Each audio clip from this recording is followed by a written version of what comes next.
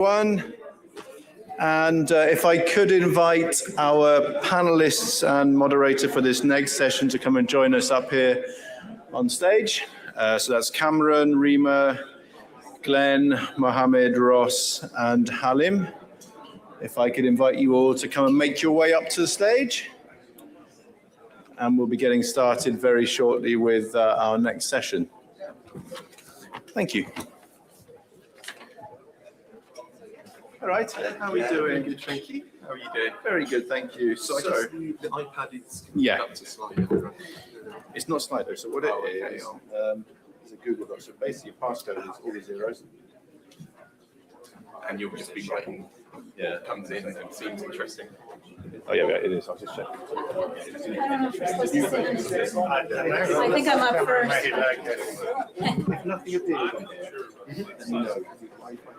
There were a few. Yes, we do. Yeah, we do 6. Yeah, we were just going to ask. Would you like us in any particular order, Cameron? Pardon, sorry. Would you like us in any particular order? As in on the stage, sorry. I don't get matters too much. In terms of introducing you, I'll go on the order that's on the agenda. Who's going to be hidden There's so many matters that get sat down together, and you can either stay sat down or come up to the Great. And do you want to move up to probably makes sense for me to come this end as the next.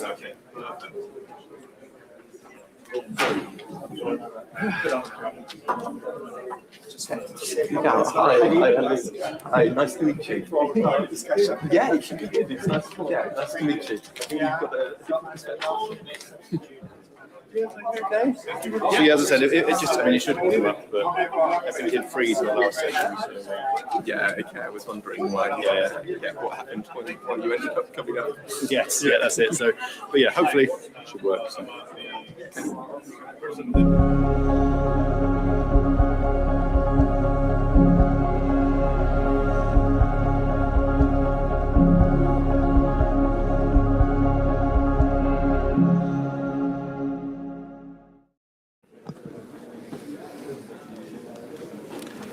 So welcome back, everyone.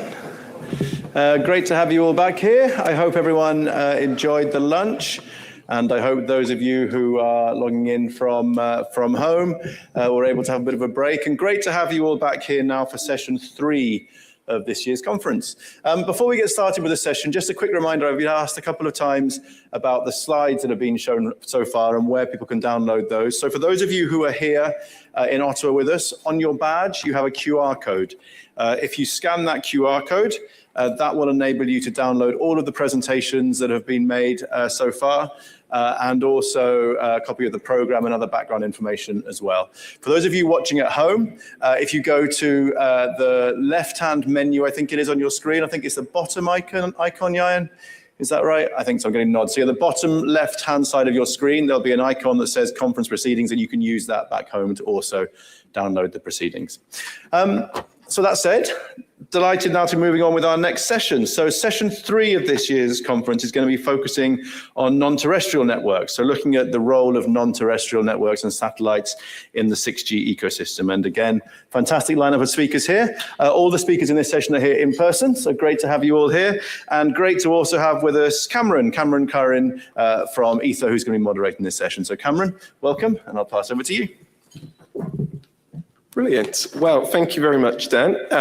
So as Dan says, I'm Cameron Curran from Ether Consulting, and I'm going to be kind of taking us through this session on the role of non-terrestrial networks as we move into the 6G era.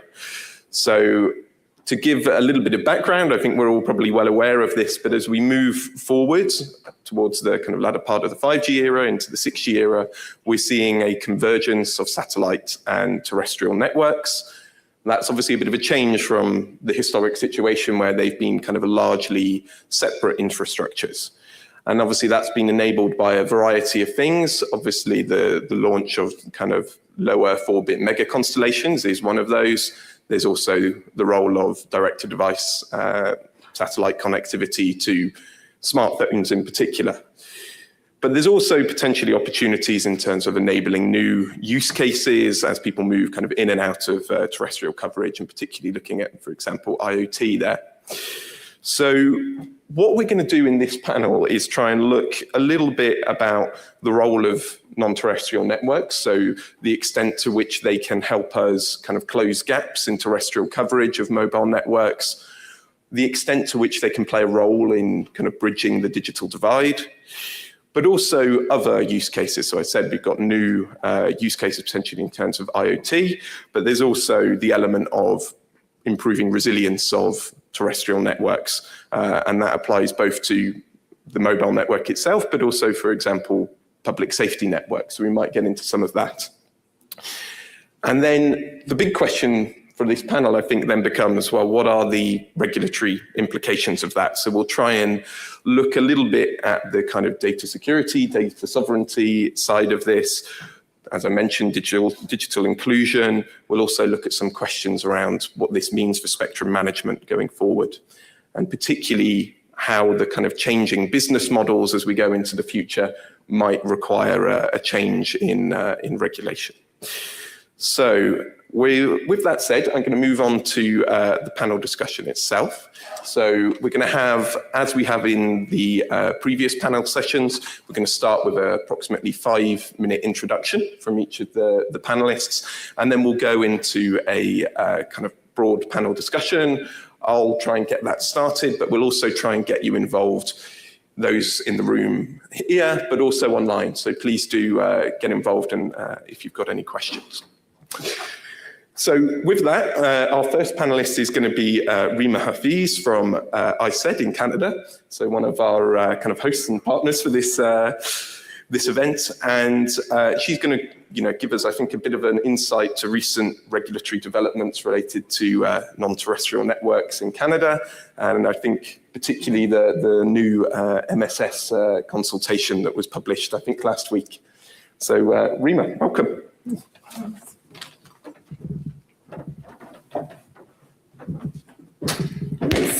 Good afternoon.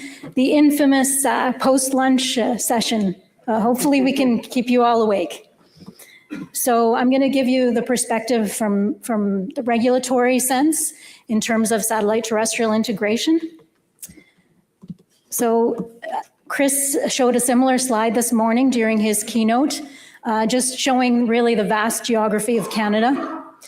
And I don't know if you can see that there are some small Earth station icons kind of across the country. Those show you the satellite-dependent communities across Canada, so really emphasizing how important satellite connectivity is in Canada. And then, of course, the vast geography and the inability for terrestrial to serve everywhere really just highlights the importance of the satellite terrestrial integration piece in our country. So I'm going to talk about a couple of recent initiatives on the satellite terrestrial integration side from a regulatory perspective. So the first one was last year when we released a decision on supplemental mobile coverage by satellite.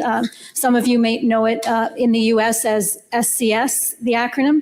So essentially it's D2D connectivity in commercial mobile spectrum. So we did release a decision that allows this in a number of different bands, 600, 700, 800, PCS, AWS bands across the country.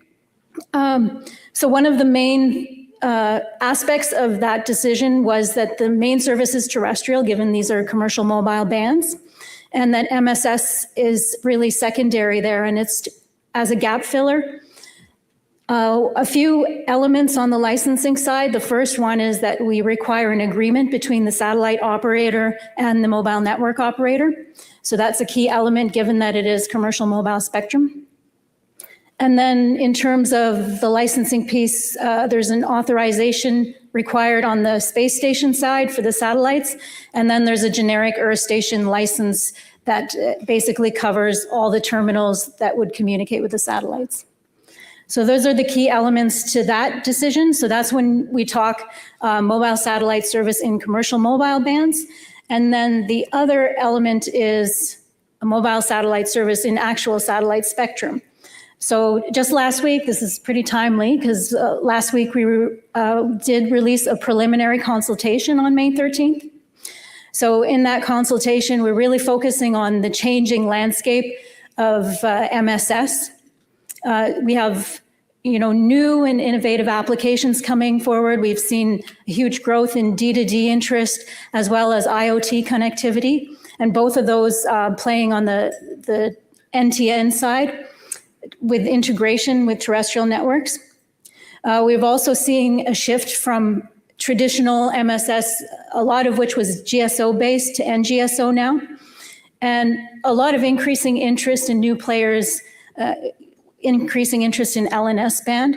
So we are asking a number of questions in this consultation, including on the spectrum side. So can the spectrum be shared? I mean, these are omnidirectional antennas, but we've heard traditionally CDMA technology could facilitate sharing. Are there new technologies that can also help in that space? Or are there different other applications that we haven't thought of? So we were asking a number of different questions in terms of the landscape and the growth areas in MSS, as well as just generally, what changes would be needed to the regulatory framework to address this evolving landscape. So the comments, we do have a pretty short turnaround period for the comments. They're due June 29th. And in the meantime, we did put a moratorium on licensing so that we can address these questions and before we move forward. So that's the latest in terms of NTN on the regulatory side that we've been working on.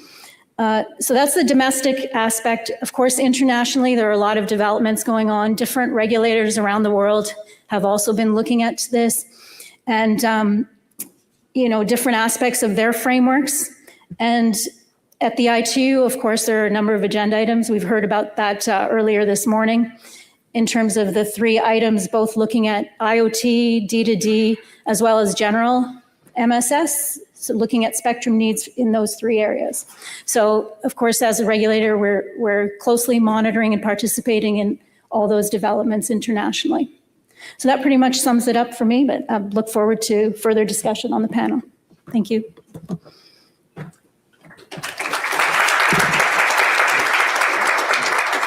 Okay.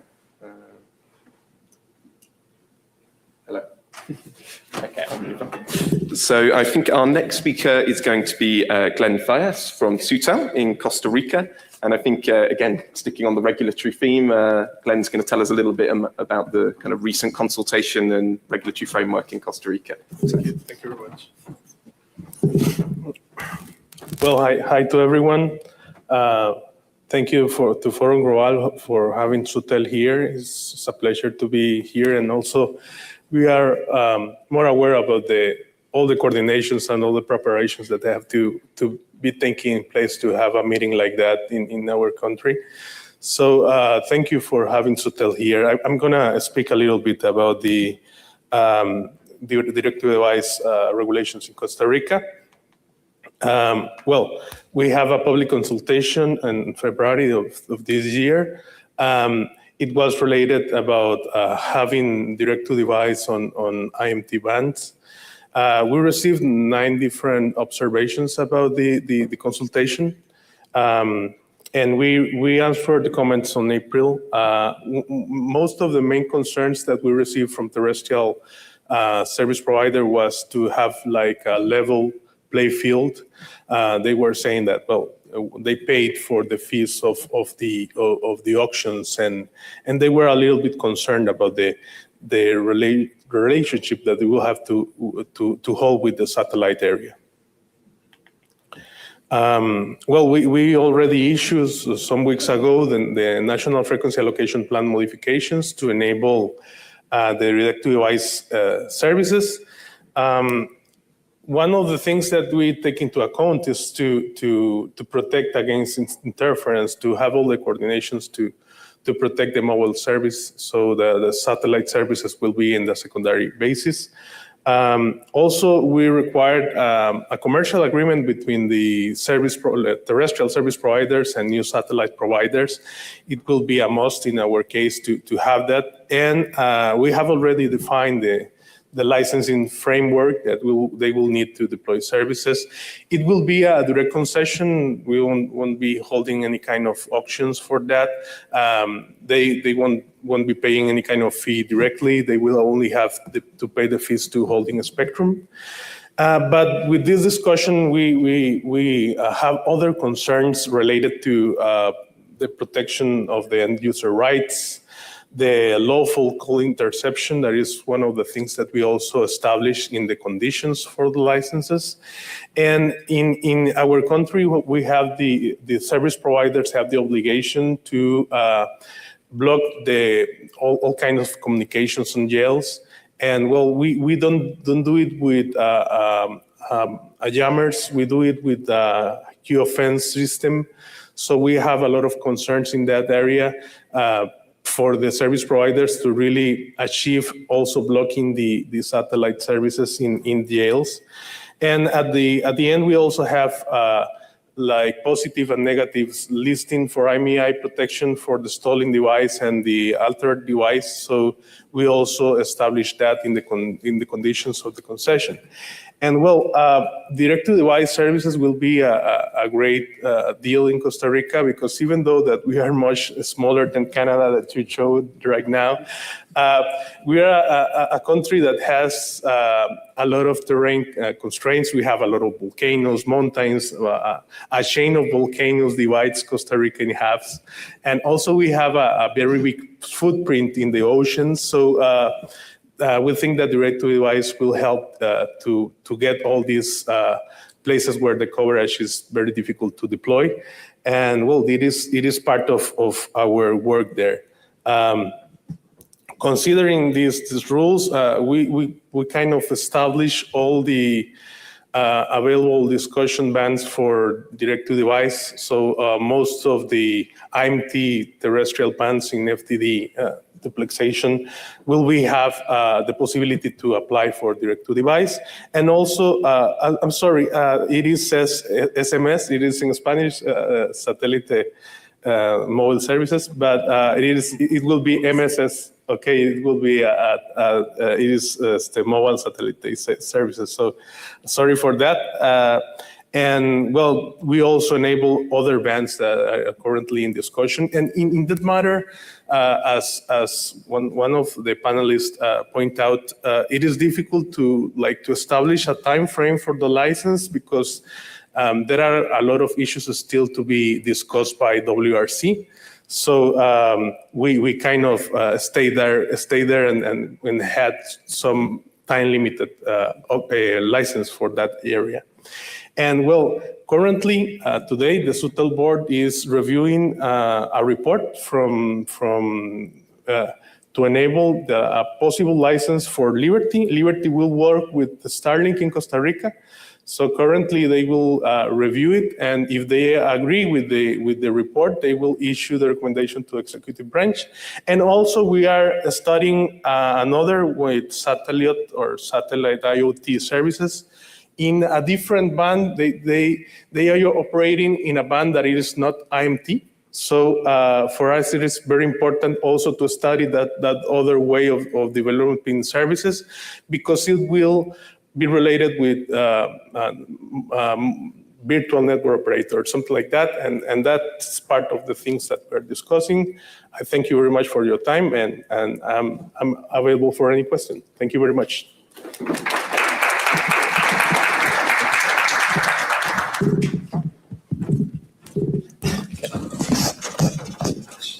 Hello. Yeah. Okay, perfect. So we're going to move on now to our third panelist, which is going to be Mohammed Musa, who's from Telesat, but here speaking on behalf of GSOA, the Global Satellite Operators Association.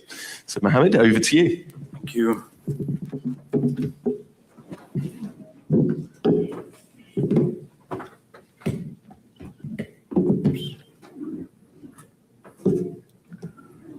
Okay. Good evening, everyone. Thank you so much for attempting to listen to me. I know it's after lunch, as Rima mentioned, so I'll try and be brief, and I'll try to also have a high-level presentation. So today we're talking about bridging the coverage gap. I represent GSOA today.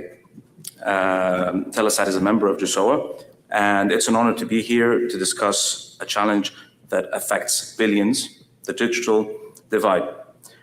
The digital divide isn't just about connectivity, it's about opportunity, education, and equality. Today, I'm going to share why satellites are not just a complementary solution, but a critical solution for universal access. So as you can see, we have more than 60 members in GSOA, and they span across the entire satellite ecosystem, from operators, manufacturers, antenna manufacturers, and so on.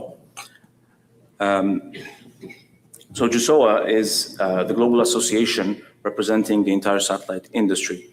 Basically, we're the equivalent of GSMA, but for satellite. We provide a platform for collaboration between member companies involved in satellite ecosystem globally and in a unified voice for the sector.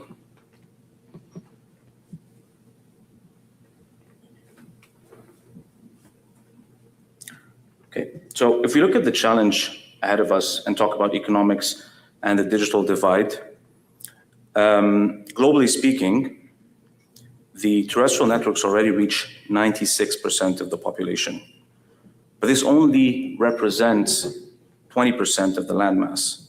And to push that to 99% of the population, so that extra 3%, for example, we need to almost double the terrestrial infrastructure footprint to cover 39% of the landmass. And getting to 100% would require massive additional investments, and we all know that, and this would only have marginal returns on investment. And this is where satellite comes in. It's cost efficient, even though satellites are expensive, but overall it's cost efficient. It's fast to deploy. As you've been seeing recently, there are thousands of satellites that are being deployed and capable of reaching any geography, anywhere in the world. Not only in areas where fiber is not economical or practically feasible, but also in places where there's no alternatives, such as maritime or the aero environment.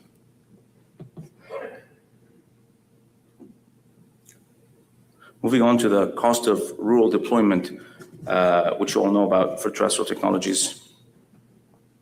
As you can see, it's much more expensive to deploy fiber everywhere. We all know this, and it's even it's not even linear. So this is where non-terrestrial comes in. From use cases where there's simply no alternative, like maritime and aviation, to places where satellite can be complementary to existing terrestrial networks, like backhaul, IoT, or direct-to-device services. Satellites are already, as we speak, transforming connectivity.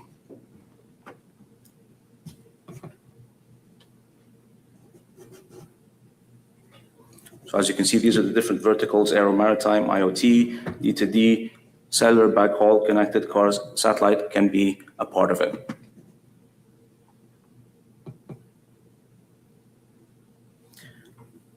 And so collaboration between satellite and terrestrial is key. We're not saying satellite can bring online everyone that is unconnected. We believe in partnership. GSOA plays a pivotal role in facilitating the collaboration by supporting development of global standards that allow for multi-vendor interoperability. GSOA is facilitating this collaboration by acting as a bridge between various stakeholders and advocating as a single voice, a unified voice for these joint initiatives. We also have collaboration agreements with GSMA and with the European Space Agency, where we're trying to foster innovation and seamless terrestrial network and non-terrestrial network integration. And this collaboration not only enhances service offerings, but also drives economies of scale, making services more affordable.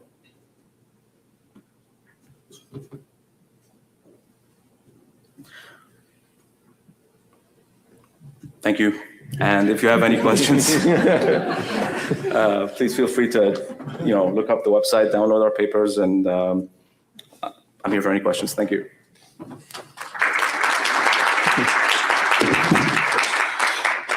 Perfect. Thank you very much, Mohammed. So next we're going to move on to Ross Bateson from the GSMA, who has kindly stepped in at the last minute to join our panel. And yeah, I think is going to give a bit of insight to the existing deployments of direct-to-device. Thanks very much, Cameron. Good afternoon, everyone, and thanks for having me today. At the GSMA, we've been busy on, especially on direct-to-device these last 2 or 3 years. I'm going to put some numbers up on screen and perhaps talk you through this in a slightly light-hearted way to make a serious point, but I'm going to see if anyone recognizes any of these numbers. So starting with the top left one, 0.0002%. That's been in the news this week. Anyone recognize that? Richard. I owe you a drink. Well done. Yes, that's the amount of TMO's traffic that goes on T's satellite. It's D2D offering, and that was released in an earnings call this week. The bottom left number, 300,000, goes some way to explaining why that is. Does anyone know what that number is? It's an estimation, so you might not get that. So more or less, that's the difference in free space path loss between a LEO satellite and a 1 kilometer terrestrial cell. That makes a very, very important point. And there's a couple of numbers I could have put in here to estimate this. Of course, with that kind of FSPL numbers, we can't use spectrum nearly as efficiently from a LEO satellite as we can from the terrestrial network, which means that the performance will never be the same. The other number, the important number affecting performance is obviously the spot beam size versus the cell radius, diameter, whichever way you look at it. If you have a 25 kilometer LEO spot beam, you can fit about 700 1 kilometer diameter cells. So our spectrum reuse is far higher. As soon as you have any kind of population, you need to move into the terrestrial network. 38%, well, we've just had a different estimation of this number. So I will just go straight in and tell you, 38% is what we believe the Earth's landmass is covered by mobile. But whichever way you look at it, whether that's 20% or 38%, clearly, despite the fact that we are talking about satellite being relevant in areas of very low population density, as Rima said earlier, and as we've both said subsequently, those areas exist. And it's very, very important as we move towards this concept of 6G being ubiquitous, that we look after all these areas and not just the populated ones as well. So while we look at D2D as a solution for unpopulated areas or areas of very low population in order to get any kind of data performance, we nevertheless think it's a very important technology. And that's why today, and this wasn't true 3 years ago, but today every GSMA mobile operator member is looking at D2D. Right? They're not looking at it to cover urban capacity or even populated rural areas, but they're looking at it to extend their coverage, to supplement their coverage, possibly for their existing subscribers when they go outside. Going back to the TMO number, they were talking about the usage was really related to national parks and that kind of thing. So extending the coverage to where it's not for existing subscribers, which takes us on to those last numbers, very GSMA numbers. Does anyone recognize these? 58%, 38%, 4%. We heard about the 4% just now, which is the portion of the world's population that are not covered by mobile networks. 58% is those who are connected to mobile broadband, and the 38% is what we call the usage gap. So people that live within a mobile network but do not use it today. And this is the point I want to make. For all that we can talk about the value that satellite networks, that D2D will bring in a 6G environment, we have a lot of work to do in terms of connecting more people. It's not enough to just say we can provide coverage and they will come. We need to provide coverage that people can use. For every panel we have here talking about NTN, we need to have 10 panels talking about affordability, talking about digital literacy. It's not just enough to make sure that 6G is available everywhere. We need to make sure that it is accessible to everyone. And then we can go home and say we've done our job.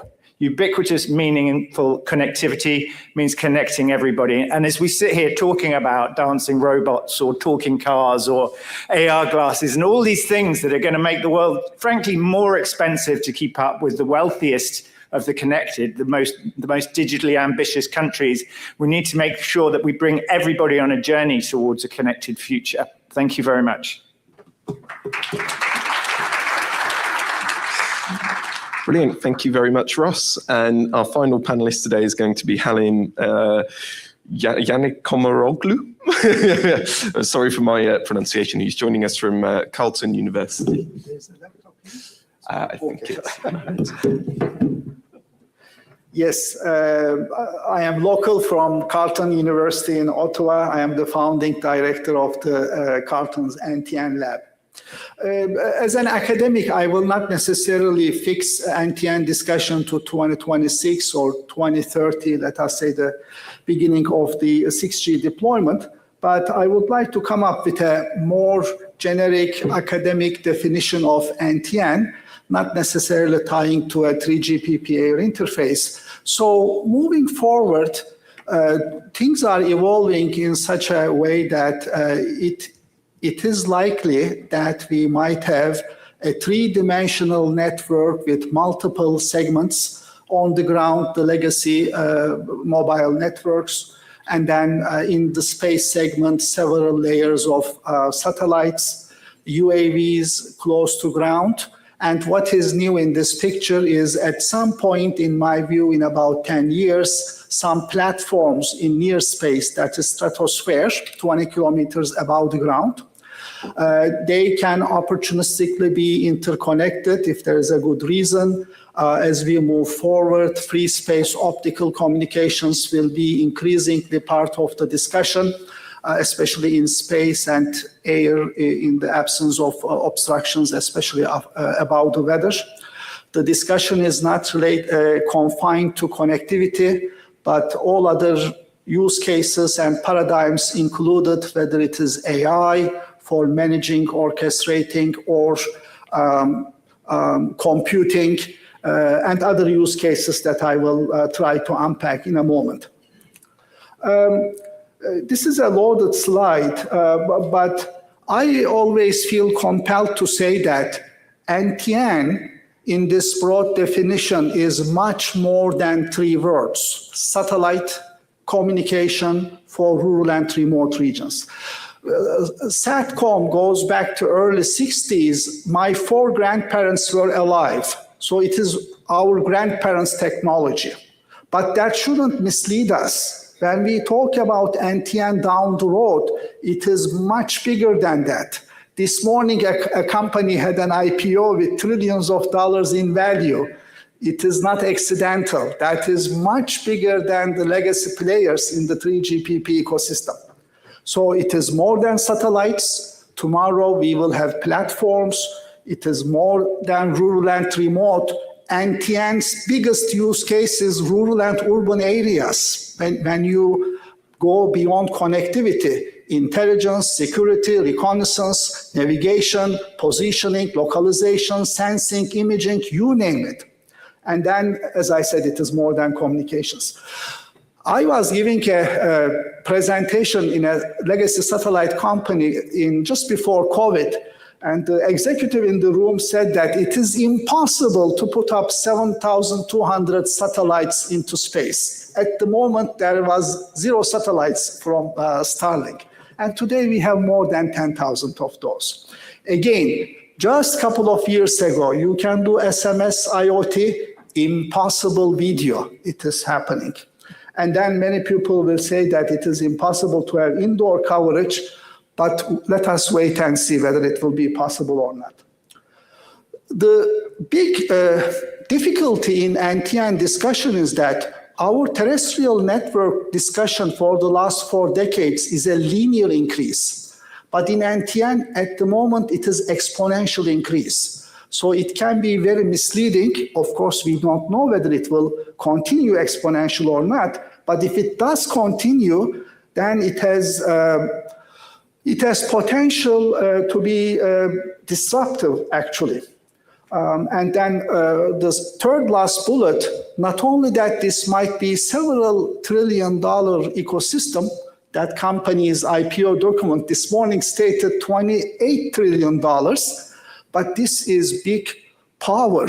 So controlling most of the world's connectivity by few companies has very much linked to geopolitics. Therefore, unexpected developments can happen. Well, just a few, two slides when we look further, in my view, perhaps 2040 timeframe. In addition to satellites, again, these platforms will likely be, especially in the skies of rural areas, whatever you can do from 500 kilometers, you can do much better than 20 kilometers. 20 kilometers, the link budget is better than your terrestrial network because it is unobstructed. So these technologies are coming. The Ottawa HAPS cluster will be connected to Kingston cluster, to Montreal cluster, all of that with free space optical connected to satellite networks, very large beams for IoT applications, pencil beams for hotspot creation. And this might be even much more sustainable than the terrestrial network. That's my last slide, but I will conclude with one note that was part of our discussion during lunch. When I talk about NTN, don't assume that I am very excited. I am actually concerned because NTN, if it goes with this exponential growth, a few companies, well, let me be explicit, in US and China might dominate the global ecosystem. It won't be distributed anymore with so many players. It can have a few AI and NTN companies might have dominance in the entire future connectivity ecosystem, and that's not good for anyone, including the citizens of US and China. I hope 3GPP will be very successful in coming up a rock-solid NTN air interface so that the community will gravitate towards that direction. Thank you.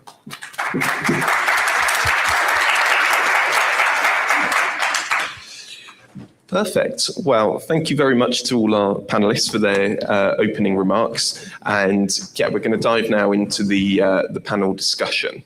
So to start off with, I just wanted to kind of explore the business models related to non-terrestrial networks and particularly direct-to-device. So we heard that in the kind of existing frameworks in Canada, the SMCS framework, but also in Costa Rica, that there's a requirement to partner with a local mobile operator.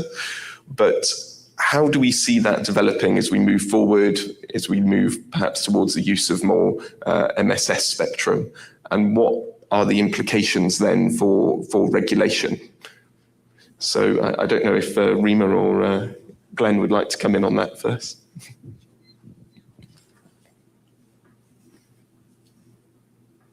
Oh, here we go. I can start and then pass it on. But so for when you talk SMCS, it was a bit easier in the sense that it's commercial mobile spectrum. So, you know, it naturally seemed inherent that you would have an agreement between the two parties involved, especially the one that, well, the owner of the spectrum in the sense.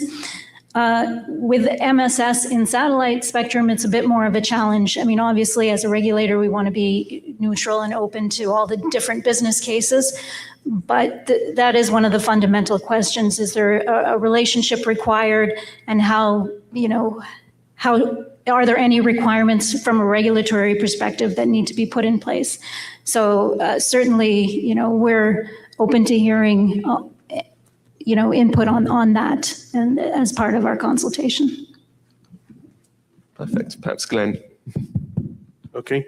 Well, in our case, as I said, we received some concerns with the terrestrial service providers. And I think that they are like concerned about these satellite service providers taking their business. So that's part of the regulations that we proposed based on having an agreement between the terrestrial service provider and the satellite service provider.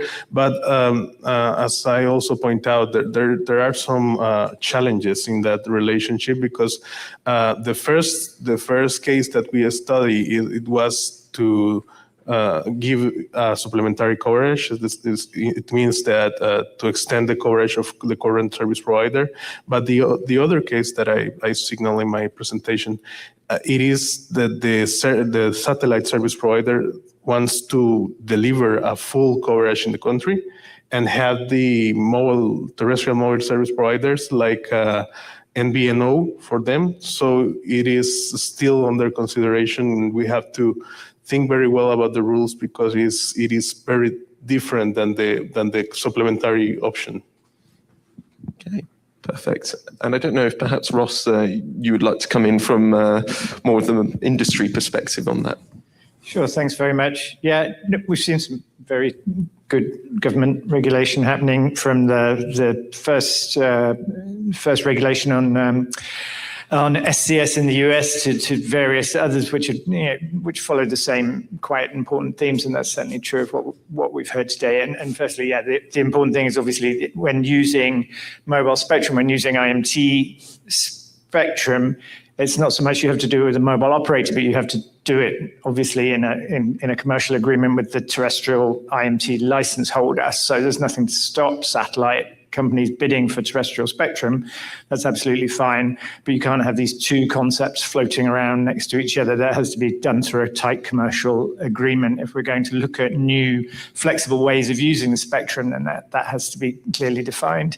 Obviously, we've got 8.8 billion IMT connections in the world today, and we're trying to supplement the coverage that is available to those connections. We can't supplement coverage if we're going to interfere with it. So the work that's being done at WRC 27 by all the very clever engineers that I'm sure many of whom are in the room and many of you here are with me today, will come up with good, solid PFD limits to look after that relationship as well.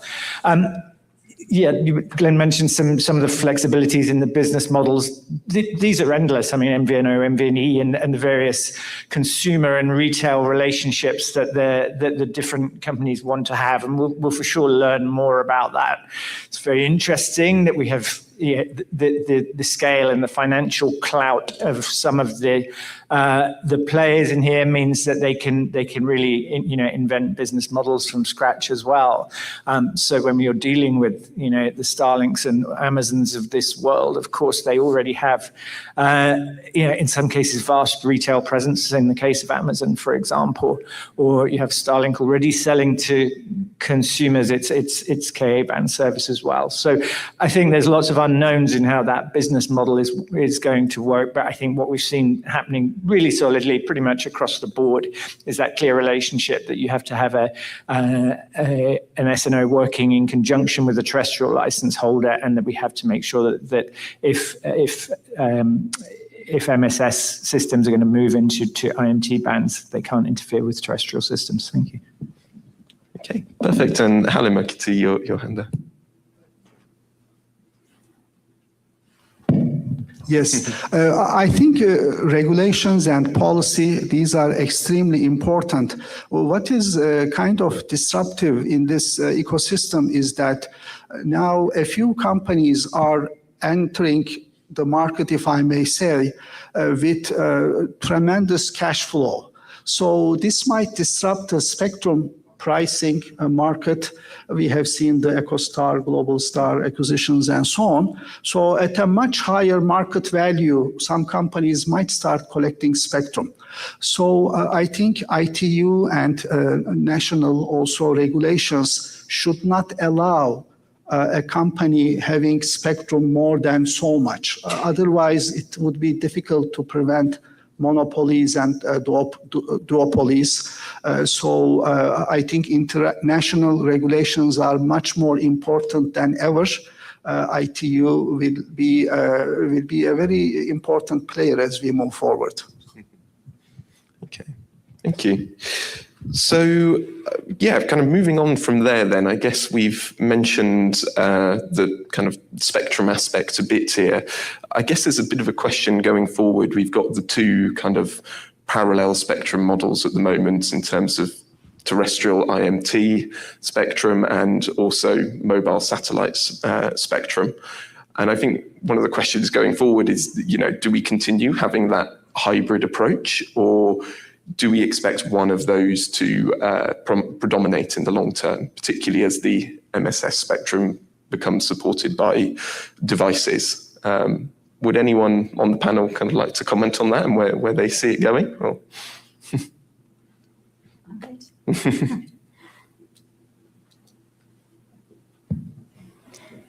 Yeah, so just very briefly on that one. So we did start with SMCS and commercial mobile bands, but we started to hear more and more that it's difficult for MNOs to find free spectrum that they could actually dedicate to D2D. So I think the answer becomes that both models are needed in some capacity, but certainly it does appear that there is a potential for more spectrum possibilities in MSS spectrum, given the amount, just the sheer amount of spectrum. Okay, perfect. And Glenn? Well, okay. No, I agree with the position. I think that, one of our like roles in that area is to be as flexible as possible to enable business. So in the area where we have been discussing a lot if how to really allocate the MSS services when they are in the same band with the IMT services, and if it could be free because we have payment for the auctions with the other operators, and at least at Costa Rica, what we see is the urgency to deliver services to that areas that are not currently covered. And that's why we decide to have a direct license in the matters of the first come, first serve. It will be the way that we will hold it. Mm-hmm. Okay, interesting. So we've had a few kind of questions come in via the online portal. So I'll kind of bring some of those in here. And I think there's two kind of related points here, which is, what are the main regulatory barriers today that pose the greatest obstacle for kind of seamless integration of terrestrial and non-terrestrial networks? I don't know if perhaps Halim or... Yes. ITU has a lot of good regulation, power masks and so on to limit the interference, but those are dating back to several decades ago, the old days. New technologies are coming, especially advanced antenna technologies, interference management, so on and so forth.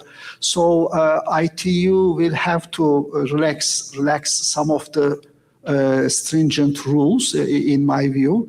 Otherwise, due to the geopolitics and big dollars involved, so here there is a very delicate balance. ITU wouldn't want to be too liberal because then we have interference and all the ill consequences.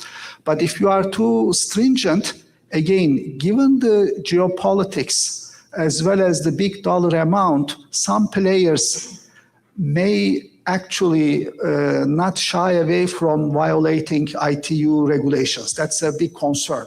So ITU should find that golden balance, and then we'll have the as much as possible enforcing consensus, and we should take it from there. Perfect, thank you. And I don't know if Mohammed, you wanted to come in on that as well.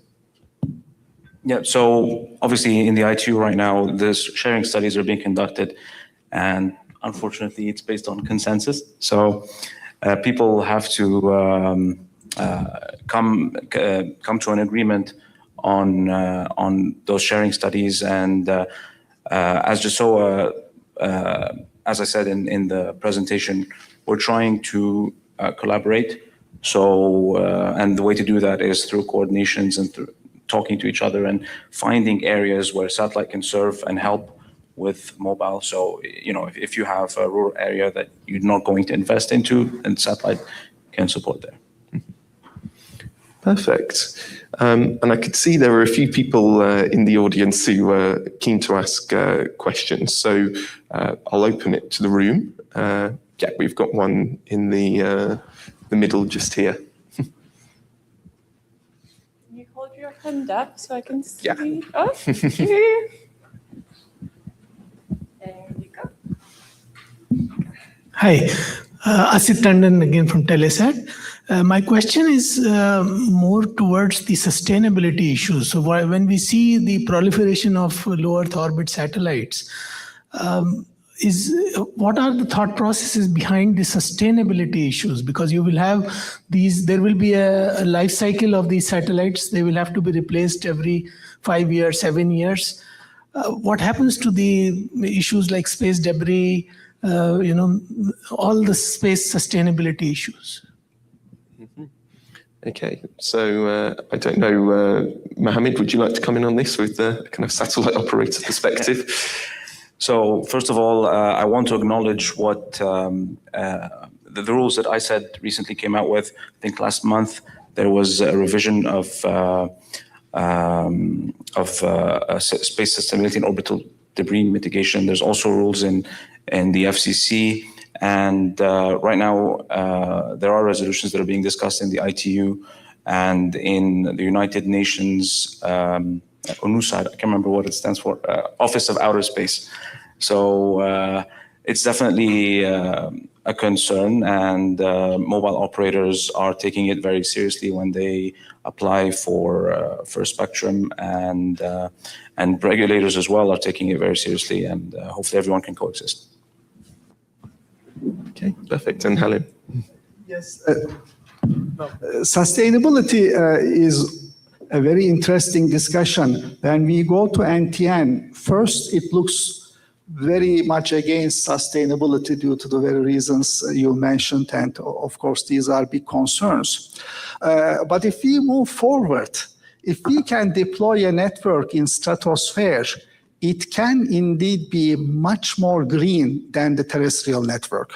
And let me make a thought experiment. Let us consider a metro area like 30 kilometer by 30 kilometers, 1,000 kilometers square area with 10, 20 million population, lots of suburbs and so on. In order to give very good coverage for that, the current model is you just you put in infrastructures, small base stations everywhere. If you freeze the network at any given instant, there will be certain areas still overloaded, but some areas running big under capacity because the infrastructure is fixed, but the demand is changing. So this supply and demand mismatch is an integral part of terrestrial network. In future, we can design the terrestrial network for the mean predictable load. Obviously, if there's a bus station, you will put a small cell there.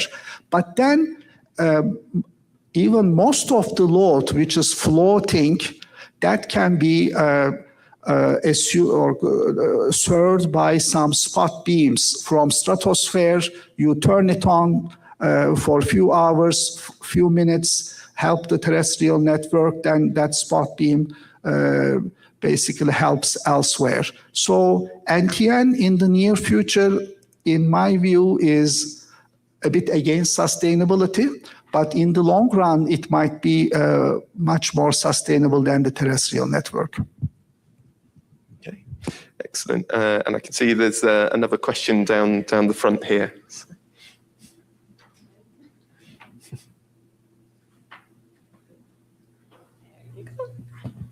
Yeah, thank you. I'm Parvez from Asia Pacific Telecommunity.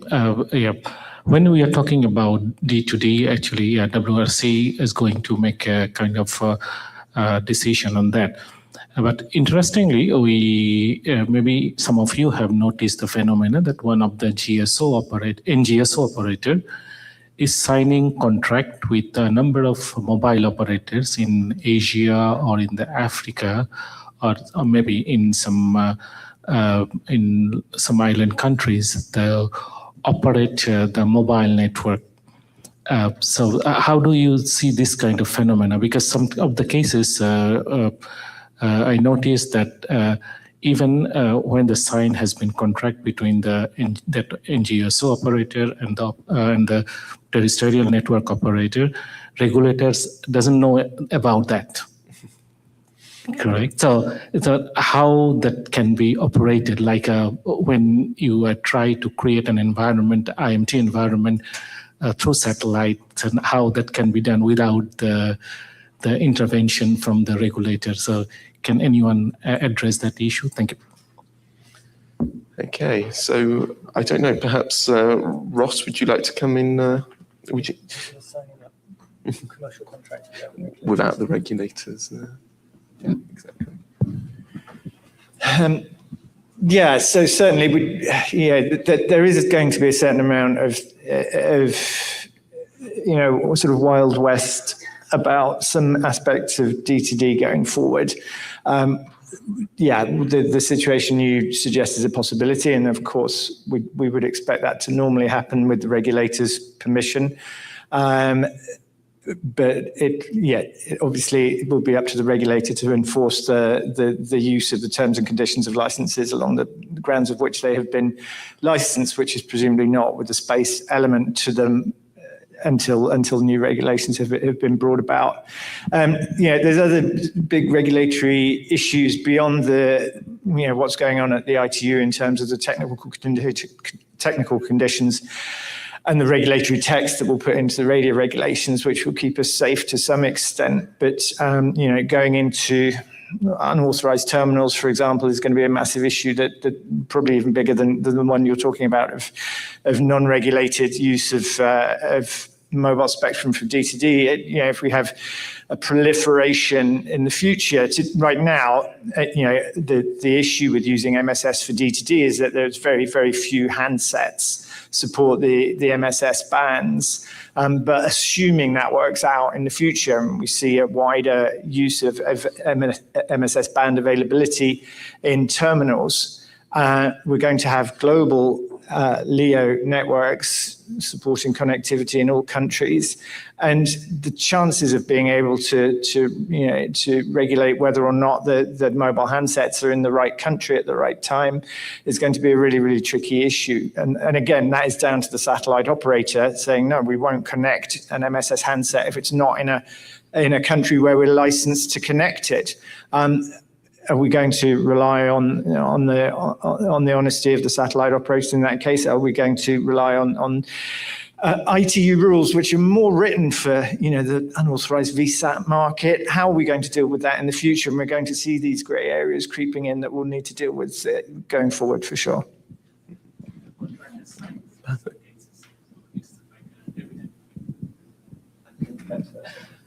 We'll talk later. Yeah. Okay. Yes, Rima, do you want to come in on this? Yeah. Just to add on, I mean, one of the key challenges is keeping pace, and that applies both domestically on the regulatory front and internationally. So we see internationally now, they're now starting to study direct-to-device in commercial mobile bands, but meanwhile, there have been filings under 4.4 already happening. So the challenge definitely is keeping pace, and I mean, that's part of our consultation now, is to kind of take a pause as the landscape is rapidly evolving, and just trying to keep pace is one of the key issues. Okay. So we're coming up to the end of our time. I just kind of got one final question just to finish, which is to try and kind of bring this back to the overall topic of the summit itself, which is obviously 6G. So we've seen that there are already some deployments of direct-to-device already. So there's a question then of moving forward, how does 6G and the standardization process feed into the kind of integration of the networks, and what is the value in that process, should we say? Glenn, did you want to come in on that? Well, I think that one of the possible advantages of 6G is that we currently are like going through the D2D, still having the feature for 6G, and maybe one of the things that at least we have seen, and I think that was part of one of the questions, is that currently where not all the terminals are available to do the direct-to-device services. So, and it will be a lot of new bands for the discussion. So I think that in 6G, taking into consideration the ubiquity of the network, they will have to take into account that all these things should be already in place for enabling this supplementary coverage in all sites, and even consider as service providers, a mobile satellite service provider, giving the full coverage in some different scenarios. Just something to say. We will be holding the Latin American Spectrum Conference in Costa Rica, and I didn't want to leave without saying that you are all invited to come to Costa Rica. Please consider that, and we are very happy to receive you. And well, it is a part of the effort to have these kind of meetings. Brilliant. So I think we're at the end of our time, unfortunately. So I'd just like to thank all of our panelists and thank Glenn for his invitation to Costa Rica.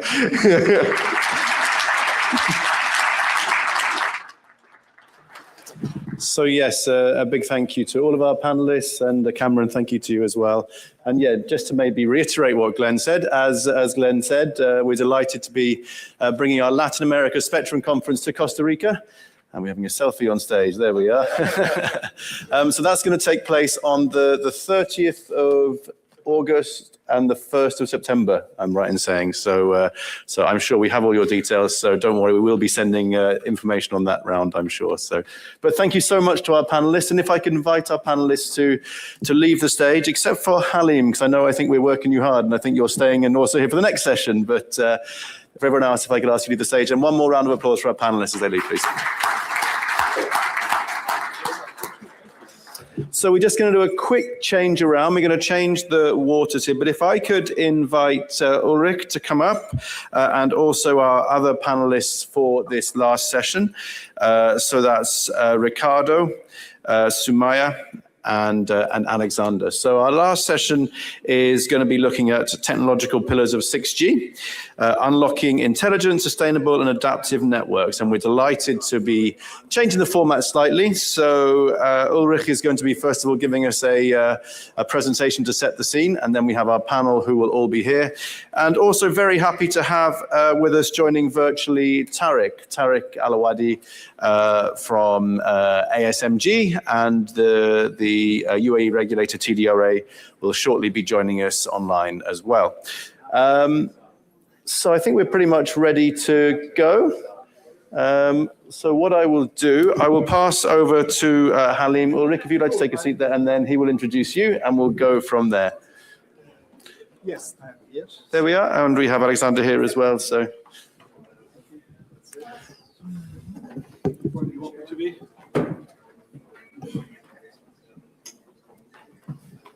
All good. Thank you for bearing with us. Halim, lovely to have you back here. Sorry we're working you so hard this afternoon, but really appreciate it. And I'll leave things in your capable hands. Thank you.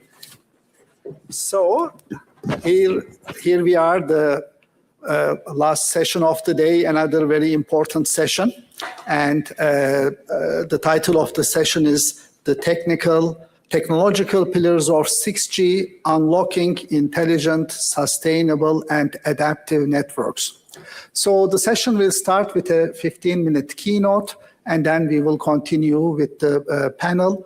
I will give some guidelines about the panel when the time comes, but it is a great pleasure to invite Ulrich Dropman from Nokia. He is the head of standardization and ecosystem engagement at Nokia, and Ulrich is joining us from Germany. He has a PhD from Telecom Paris, and then degrees from Aachen University as well. He is a board member of several international associations and consortia. Ulrich, please. Thank you very much for the kind introduction. Yeah, I just have it here because it's easier for me, for my eyesight. So, all right. Other than that, so welcome to the last session of today. I hope you're still full of energy. Okay, let's see how we get this a little bit up here. I don't know how I get everybody away from the smartphone at this point in time. So because now it's really becoming really interesting, because now we're talking about technology. Of course, it came up in several of the talks, and I don't want to be too repetitive, but I thought in my opening speech, I will touch the different aspects of that, both related to a physical layer technology, which are relevant for the discussion of spectrum and regulation, but also, of course, the other part which form the body of what 6G is about. So we have divided that into 4 pillars. So you then see only 3 things, and then intelligent into the middle, because sort of intelligent and AI is sort of everywhere. So the pillars that are there to enhance the performance. So there is this figure that you have here. They are done in relationship to 5G, so release 19 5G. So we see that there is an uplink capacity boost by 10. So this is a mixture of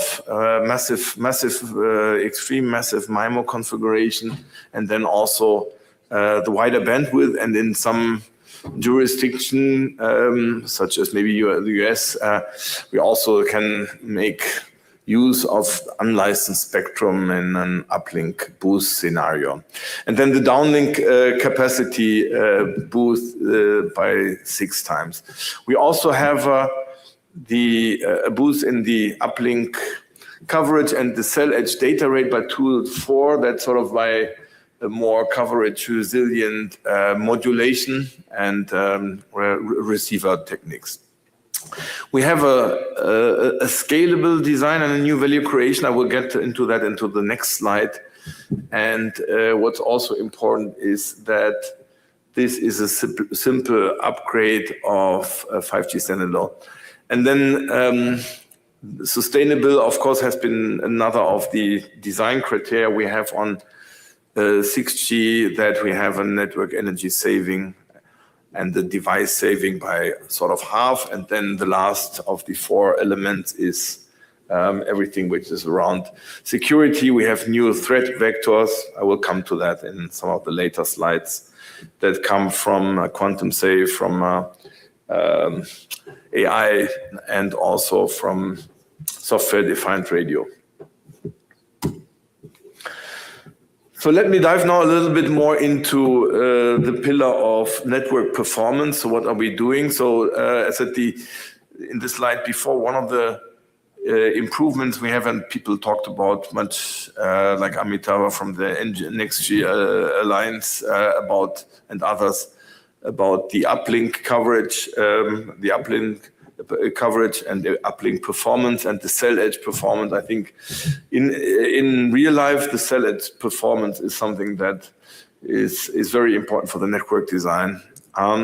Then going one level higher. So what is described here is, of course, it's a Nokia slide, but it is very much sort of the state of the discussion in 3GPP and the design in that. What is described here. So we have been designing LTE and then 5G very much with the smartphone in mind, and then of course have afterwards added other device classes, devices with limited capabilities, NB-IoT, LTE-M, or then also in 5G reduced RedCap, that was the word I was looking for.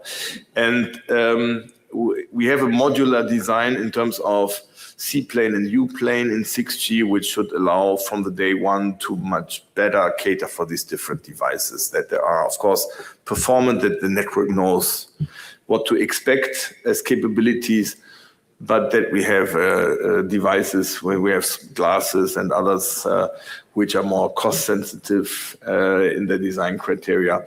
I think this is certainly a learning to cater for devices that are way more diverse than before. We talked about integrated sensing and communication quite a lot, so of course this is a pillar. We have later we discussed the use cases. We have, of course, use cases in this industry automation, which are some centimeters, and of course then we need millimeter wave spectrum for that, up to traffic where it is maybe roads and cars. We talk about centimeters, and then maybe somebody talked about drones and the likes, where I think the accuracy is a little bit maybe rather in the degree of meters. Of course, we have to address with this technology, I mean, this is, we talked about a lot, new spectrum, especially what is discussed in WRC 1.7, what we call in 3GPP now the FR2, which is above 6 gigahertz and below 28. And then, of course, we have to address the refound spectrum, the integration of NTN, we had a whole session on that. And then that the network is programmable and API network. I have a little bit later on that. I think one lessons that we learned from 5G, well, not everybody in this room may agree, but at least we see it that way, that this optionality didn't serve us well. And of course, we had optionality in some of the radio design, but most of all, we had optionality in the architecture. So Adrian Grace earlier mentioned that we had this rush to complete 5G, which then led to defining a variant, which was like this non-standalone, well, we all know, the non-standalone and the standalone. And it takes a lot of time for the industry to go over from non-standalone to standalone. You can say this is responding to this smooth migration paradigm, but at the end of the day, if you don't invest, there is no benefit, so to speak. So a lot of the benefits that 6G promised were not available. Well, some of the benefits that 6G promised were not available with non-standalone, and maybe also that suffered. So maybe it is, this time there's certainly a strong desire to only have one architecture, 5G radio, 6G radio, 6G core. Of course, the big discussion is what is 6G core? Is 6G core equals 5G core plus some enhancements, or is it something very radically different based on agentic AI and agentic communication? But I think the consensus is clearly there that we will not do a non-standalone. And then a lean radio design. I think Havish also mentioned that. I think the benefit of having every 10 years, around every 10 years, a new design is, of course, that you can start from scratch. And it is integrated, of course, in the base station, so maybe not a hardware which was deployed in 2020, but a hardware that is deployed in 26, 27 will be able to run then the software load of 6G. And of course, it is a more simple design, and a design that is then based on the learning of that time.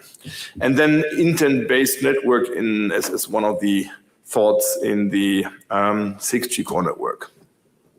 So coming a little bit to this corner, into the couple of slides on AI, as this was sort of a main theme on the technology components.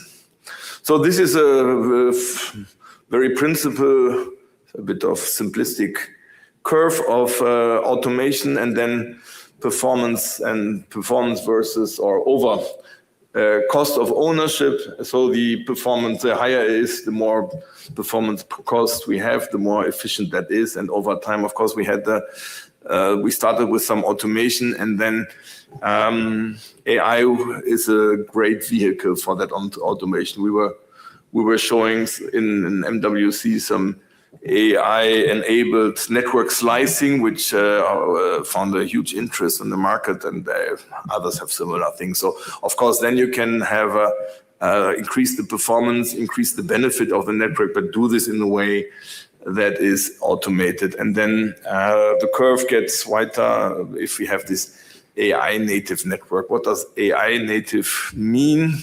So in this green curve in the middle is having AI mostly in the operation of the network, so the management plane, whereas AI native is the aspiration of the design we have on 6G. So it is then in all aspects on management, on control, and on user plane. So maybe I go on that one. So what we need for AI in 6G is a holistic framework that handles the data that are generated in the radio, in the devices, in the core, and in the management in a systematic way, that we have a way to harmonize an API. And also, of course, important is that we have an end-to-end lifecycle management. The capabilities are throughout. They are throughout the device, the network, radio, and core network, and have these various elements of the AI model as shown here. One topic which was a request of this panel: how does AI enable spectrum regulation, facilitate spectrum regulation? So maybe this is a bit less revolutionary that you would expect. So this is a simulation which shows the coexistence between a fixed service and mobile, and the blue curve is conventional operation, and you see then the dotted horizontal line is the protection limit, and then you get that if you go down then some distance of 45 kilometers as a required distance to not exceed any interference limits. So then there are various degrees of AI mechanisms, beam muting and null steering, and null steering with certain levels of uncertainties assumed.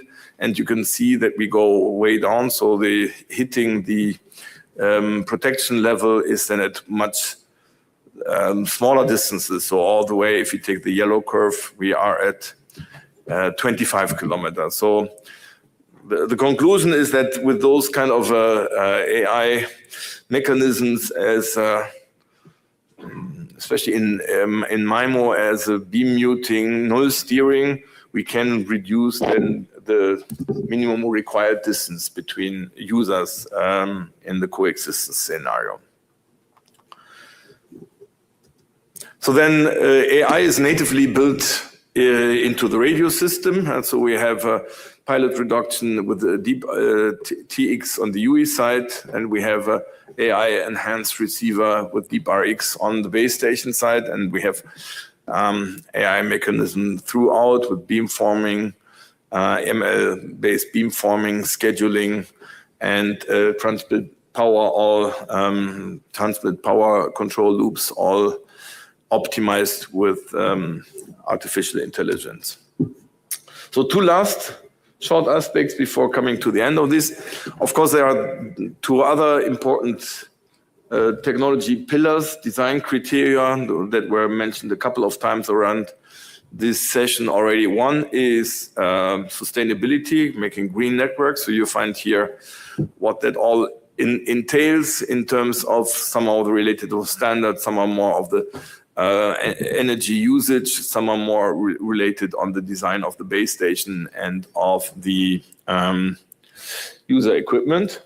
And then last but not least, I think the fourth of the pillars of the design of 6G is security. So we have a number of new threat vectors, and we heard even with existing threat vectors that the world gets more unsafe. We have more attacks anyway.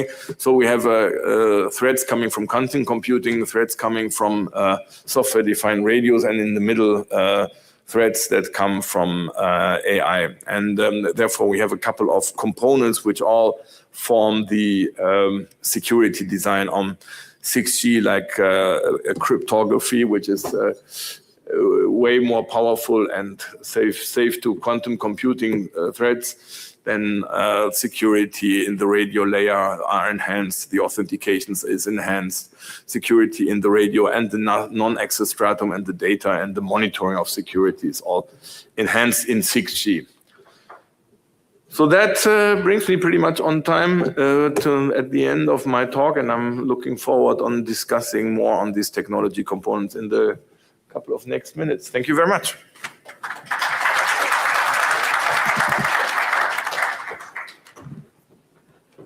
Thank you, Ulrich.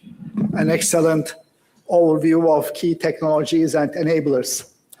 Next, we are moving to the panel. We have 5 distinguished panelists from Americas, Europe, and the Middle East. Each panelist will have 5 minutes to introduce themselves and then making their opening statements, and then we will move to the question and answer session. Tariq Al-Awadi is joining us from the United Arab Emirates. I would like to start with your address, Tariq, please. Thank you very much. Good evening, all. Can you hear me, please?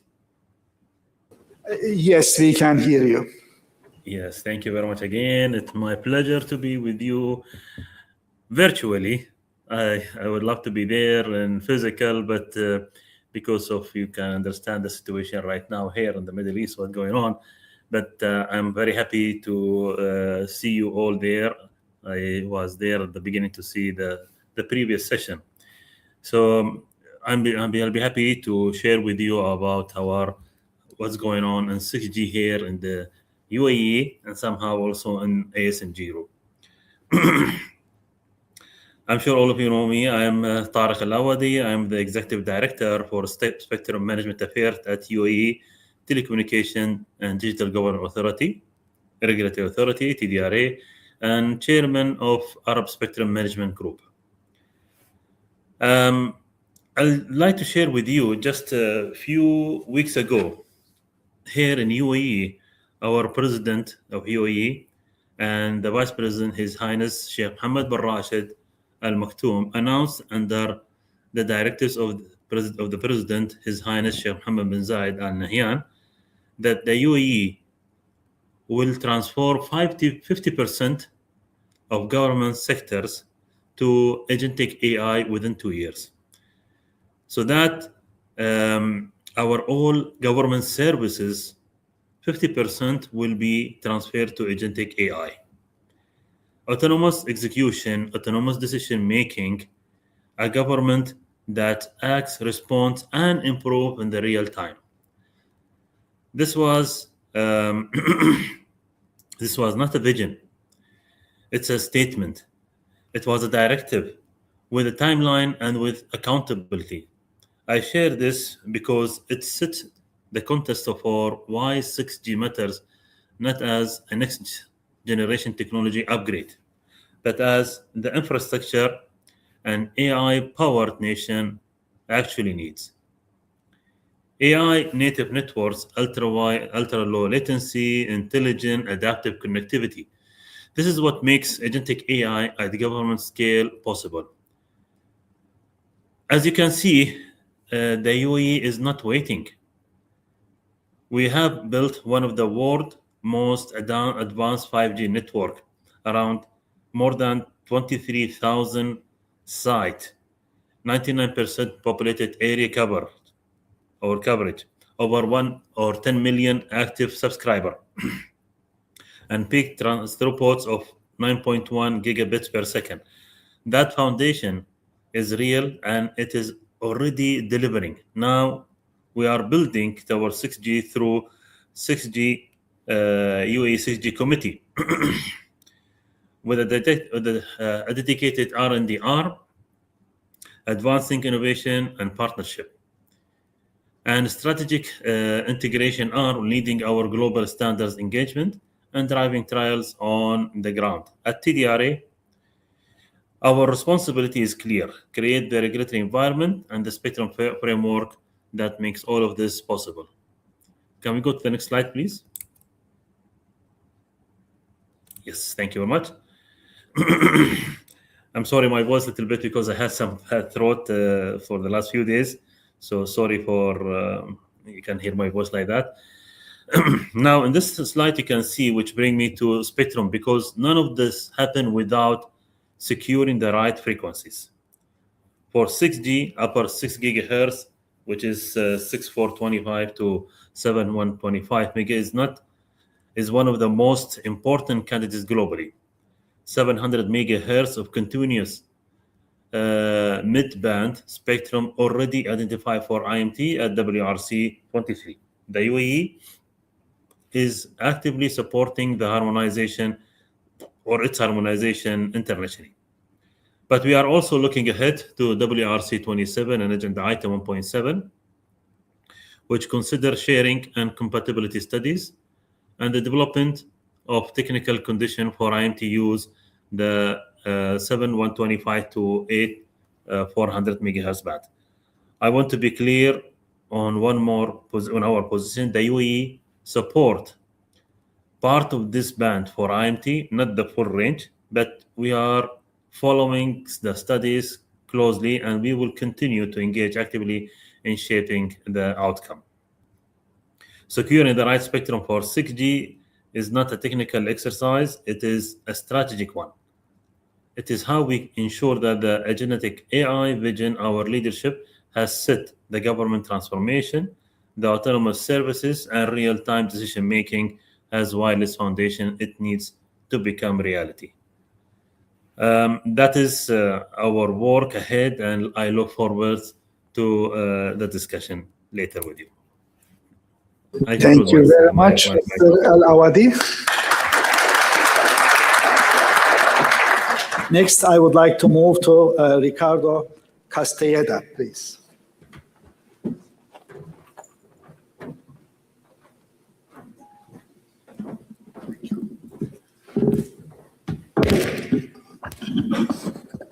Thank you. Good afternoon, everyone. Thank you. Good afternoon, distinguished colleagues. On behalf of Regulatory Telecommunications Commission of Mexico, I want to extend our sincere gratitude to Forum Global and their partners, of course, for the invitation to participate in the 6G Global Summit. Standing here today in this beautiful city of Ottawa brings back a very distinct sense of déjà vu for me. It was almost 10 years ago, in 2017, that I attended a congress right here, organized by Forum Global, that was called at that time 5G Huddle. Back then, we were mapping out the future possibilities and potential of the 5th generation of mobile networks. We were talking about low latency, speed, capacity, and machine-type communications. Today, we are discussing today's practical realities of 5G and the potential of future 6G technologies. Having navigated in the telecommunications sector from a regulatory standpoint of view for almost 2 decades, I have seen generations of technology evolve from mere concepts in laboratories to the critical infrastructure that runs our global economy. As we look forward, 6G promises a more efficient use of a spectrum. We are moving into a future era of truly ubiquitous connectivity. This means service availability everywhere, seamlessly supported an intricate interplay of satellite technologies, dynamic spectral access, spectrum sharing, and utilization of unlicensed bands. What makes this 6G new ecosystem truly groundbreaking and distinct from everything that preceded it is that it will be natively orchestrated by artificial intelligence. AI will no longer be an add-on tool applied to networks. It will be part of the central nervous system of the network itself by design. We're looking at AI-driven self-healing networks that optimize routing, manage traffic, and predict faults in real time. For users, this means highly resilient infrastructure and virtually uninterrupted services. For operators, this enhanced reliability translates directly into a better monetization opportunities, and poses new services and applications as OpEx drop and assured service level agreements become a right. Crucially, this intelligence also means more sustainable and energy efficient services by optimizing power consumption dynamically across the network. 6G aligns our technology leaps directly with the meeting of environmental policies. However, as regulators, our challenges are expanding just as rapidly as the technology itself. We are no longer just regulating cell towers and fiber optics. We must now oversee a complex web involving private networks, drones, autonomous vehicles, AI integration, device-to-device, satellite and mobile technologies, communications, and sophisticated cybersecurity threats.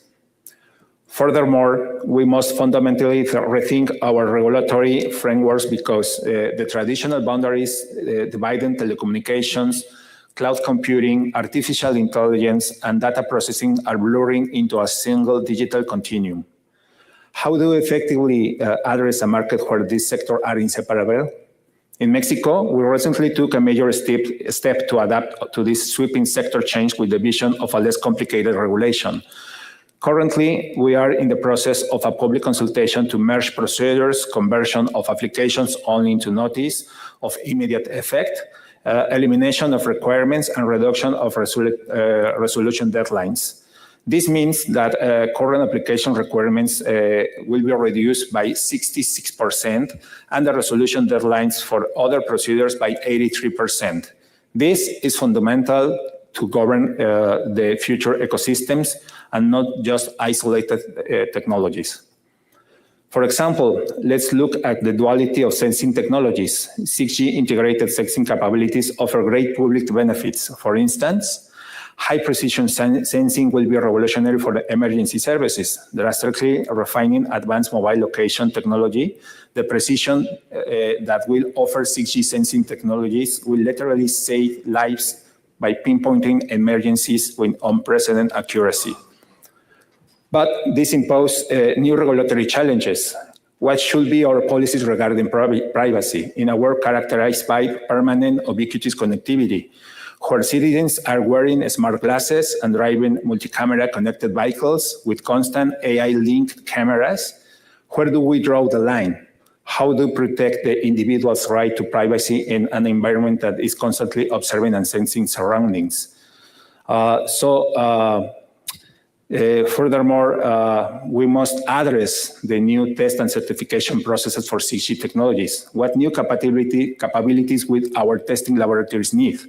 And just as importantly, what specialists, highly technical knowledge and skills will we have as regulators to acquire and to understand and certify the fast-moving needs of the device market? So I'm running out of time, sorry. We might not have the definitive answers today, but I believe some of these questions will be answered through the active deployment of testbeds and regulatory sandboxes. It is absolutely vital that we enable mechanisms for flexible, agile, and collaborative regulation with all interested parties.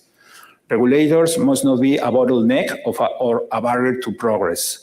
Instead, we should be a decisive factor that facilitates innovation by adopting more flexible frameworks that incentivize the deployment of new technologies, services, and infrastructure, while simultaneously enforcing cybersecurity policies, consumer protection rights, and environmental sustainability.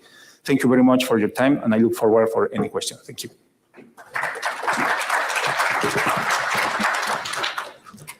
We will continue with my good friend and colleague, Professor Sumaya Sharkouri.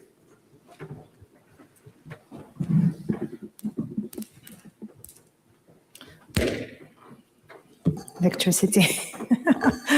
Thank you very much, Halim. I'm very pleased to be here today. So I am going to try to touch upon some of the strategic implications of integrating intelligence, integrated sensing, and post-quantum security in next-generation networks. And here we are talking about 6G, obviously. Next slide. I can, okay. Okay. So 6G is by far the most ambitious flavor of networks that we will see in our lifetime, and it shows in the scale and the number of advancements that we are envisioning. So we are talking about peak data rates of 1 terabits per second. We are talking about end-to-end latency of lower than 10 microseconds and energy efficiency up to 10 times better per bit. And we are talking about the capacity to have positioning that is sub-centimeter accurate, obviously. Okay.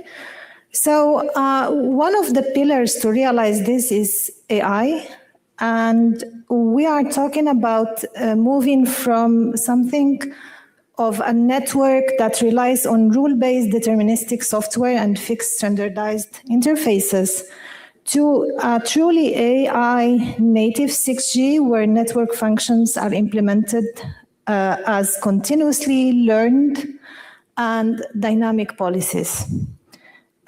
Also, we definitely need to move from centralized cloud inference to distributed and federated AI at every node. Why? Because inference at the scales of low latency that we need cannot afford going back and forth to the cloud. And we are also talking about moving from static spectrum rights and fixed separation distances for deployment to dynamic AI managed, shared, based on outcome-based licensing, which means that we want to move to an envelope of interference regulation rather than fixed spectrum allocation. So when I talk about AI that is distributed, we are talking about AI at different levels. For example, for end-to-end lifecycle management, AI in OEM for phone management, in core for network slicing, policy control, in the RAN, both for the network itself and also as AI as a service, and AI on devices for context awareness power management. I'm already like 2 minutes away from and they have so much to say. So one of the things with AI is that we will have massive computational demands for these models to work. So that is a risk. And also the risk of bias of urban versus rural data in terms of this data that the network will rely on to make decisions. On the other side, there is already some of the solutions that have been envisioned, for example, energy-saving network access that was put forward by Samsung, dynamic spatial adaptation also, and there are advances in explainable AI to have some kind of mandated explanation to bridge the technical accountability gap with raw, AI, for which we don't know how it works. Other enablers, of course, reconfigurable intelligent surfaces that reshape the signal path and improve propagation, non-terrestrial networks. Our colleagues here, Halim has talked about the integration of LEO, MEO satellites and hubs, etc. And also the possible integration of sub-terahertz spectrum. But of course, all this will need to work with the concept of vendor-neutral AI formats which allow models to be trained on one platform and run on another. Else, this will not work.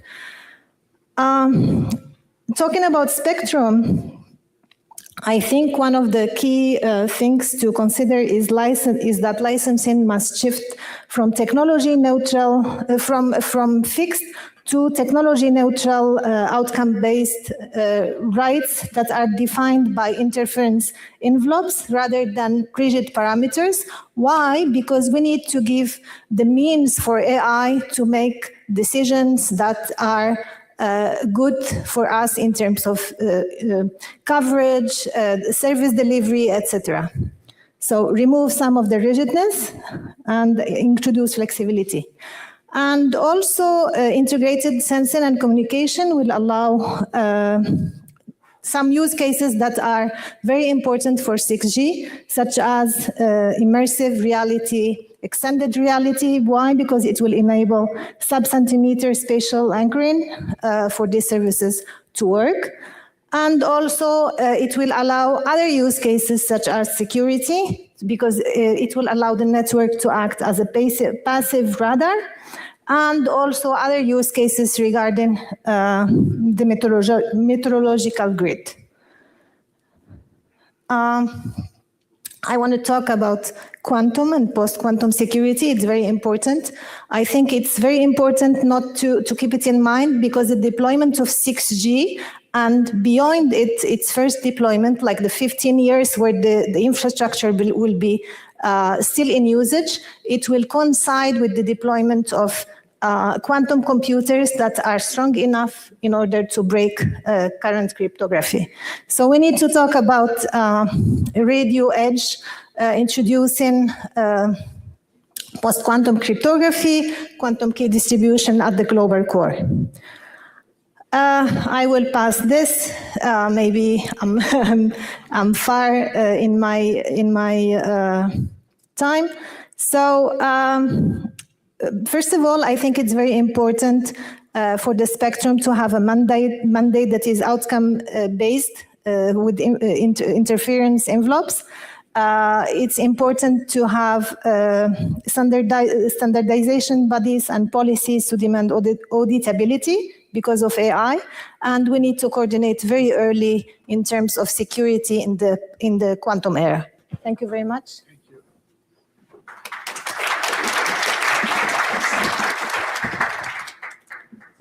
And next, Alexander Pabst from Rode Schwartz.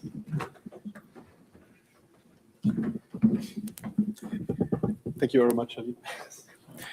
Yeah, thank you very much for the invitation to come here, to come to beautiful Ottawa. Being born and raised in the area of Bonn, which is close to the Netherlands, I wasn't really aware of a culture of tulips in this beautiful city, but you always learn. And this is why we're here, because we always like to learn, and we like to learn and adapt to new technologies. So let me give you the test and measurement view of 6G, of the features, and I'd like to come back to something we discussed earlier this week at the Next G Alliance. How about the monetization of the network, and what kind of features do we need for that? So the left side of that is it's a little bit of balance sheet. So we're starting with the top line, we're going down to the bottom line, and on the right-hand side we see we have all the assets that we like to throw into 6G. So important one, as said, top line is revenue growth. The network operators need to have features that the customers demand. We heard this morning about non-terrestrial networks in your session, that basically every GSMA operator is currently in discussion to deploy non-terrestrial networks, simply because that's a feature that every customer understands, where every customer sees a personal benefit, and where also studies show that people are willing to invest money. The next one is TCO reduction, reducing the total cost of ownership for networks. And this is where AI RAN comes in. We saw this very nicely also in Uli's presentation earlier about the optimization of the network, of an optimization of the traffic routing. And now with 6G and with AI native also affecting the RAN, we see also more opportunities to come to a more even distribution of coverage, to provide more throughput, to provide better service quality also to the cell edge, which in the end means you can get more revenue also from people that live at the cell edge. We had a lot of discussions here about serving the underserved, about getting these additional, what was it, 30% or something like that are currently not able to afford, or where simply the service is not good enough. So AI RAN plays into that. Then it's certainly also about saving on spectrum and energy and open interfaces, meaning giving more flexibility, getting a little bit more competition on the market. Then on the right-hand side, I mentioned already NTN and AI on RAN. I like to look a little bit into XR and immersive communication and digital twins, because that's something that is certainly coming. If you look at the devices that are on the market already, I don't have one of those, but I find it awfully cool to have these cameras and all this stuff integrated into such a small frame, and it actually works. But it currently works with a limited battery life. You need to have a smartphone tethered to it. It will take a little bit more time to get this really fully integrated and to get this also into a ubiquitous mode where you can actually leave the house, walk around with that the whole day, and don't have to change your glasses on the fly. And this is something that we showed also at Mobile World Congress, where we tested these glasses against emulation of a radio network. And the important thing is, if you move away from your home Wi-Fi, you will also experience the quite of variability and the impact of different environments. So we need to make sure that the user performance and the user experience stays good for these devices also on mobile networks. Another one is to improve the coverage and user experience. I mentioned already about the cell edge, and one thing is certainly going to massive MIMO to increase the antenna gain. Then there are things like that come along and that are kind of the counterweight to that, because in life typically things don't come for free. If you do massive MIMO, you need to help the base station to point its beam a little bit better, which increases the overhead on the communication and on the control messages. And so there's a huge intention to squeeze that down again, which is something we've done with Qualcomm and shown with Qualcomm a while ago. Then you have things like collaborative MIMO. We've done some work with NVIDIA over the last couple of years to kind of iron out dips in the throughput that happen if you just because of channel propagation. You know this maybe sometimes if you take the acoustical example. If you walk through a room and there's lots of equipment, sometimes you can listen to the signals very good. Sometimes they're weak. The same obviously applies with radio waves, and neural receivers can help there. And the last one is the digital post distortion, the hybrid DeepRX that Ulrich Droppmann already showed. A great example to reduce the peak to average power ratio in devices and to compensate for slight overdrive.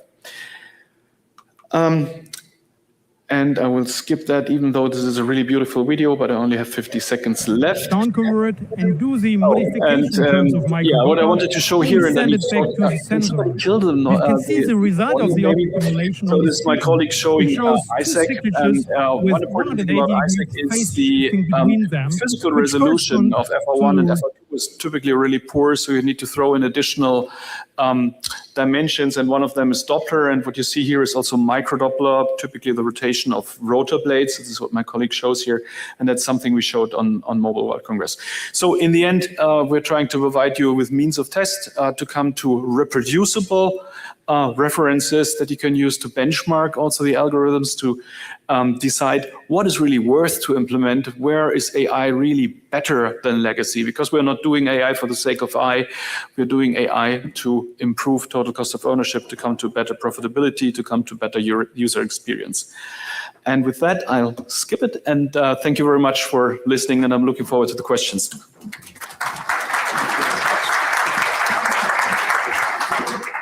Ulrich has already made his presentation. Therefore, we can move to the discussion part right away. Just as an icebreaker, I will ask a few questions, but then I want to make sure that we will have interaction with the floor as well. Just on logistics, I was told that the panelists should not touch the button of the mic. Apparently, it will be unmuted by our AV personnel. Now, I will start by giving a secret to our panelists. In panels, audience love if there is a fight, but we won't go in that direction. Nevertheless, feel free to have different opinions. We don't have to be all aligned. The beauty is that we are coming from different perspectives and trying to contribute to the discussion. By the way, not every question necessarily should be addressed by every panelist. If you are interested in addressing, just signal me and we will take it from there. Let me start with an AI question. Not only in this panel, but throughout the day, we have heard a lot the expression native AI design. I would like to unpack that a little bit. What do you understand from AI native design? And one reason I am asking this question is that there is an understanding that AI in the network will result in substantially higher rates, uplink and downlink. But then if AI, its impact on 6G is a need for higher rates, the big question comes back, do we need 6G just for rate? Because we know how to increase rate. We can kick in more spectrum and better MIMO in 5G network and still do a lot of AI if the bottleneck is rate. So again, the question is around what we cannot do in 5G era interface with AI paradigm. Therefore, there is a need for a new air interface. Anyone who would like to start the discussion, including you, Tarek? Sumaya, should I turn to you? You are an AI professor. Yes, in my view, it's AI is a necessity because of the flexibility we want to have in terms of managing spectrum, flexibility of collocated services. You talked about bandwidth, but another very important factor is latency. A lot of the big applications that are envisioned for 6G are very latency sensitive. So in order to achieve that, we need decisions that are made on the spot based on context, and the legacy rule-based decision-making just will not make it. So we are not introducing AI for the sake of introducing AI, but really it has to be a rethinking of how the network would work as a global entity, as a whole brain, where each part of the brain does its own thinking and performs its own intelligence. Thank you. Any other panelists would like to address that? Ulrich, yes, please.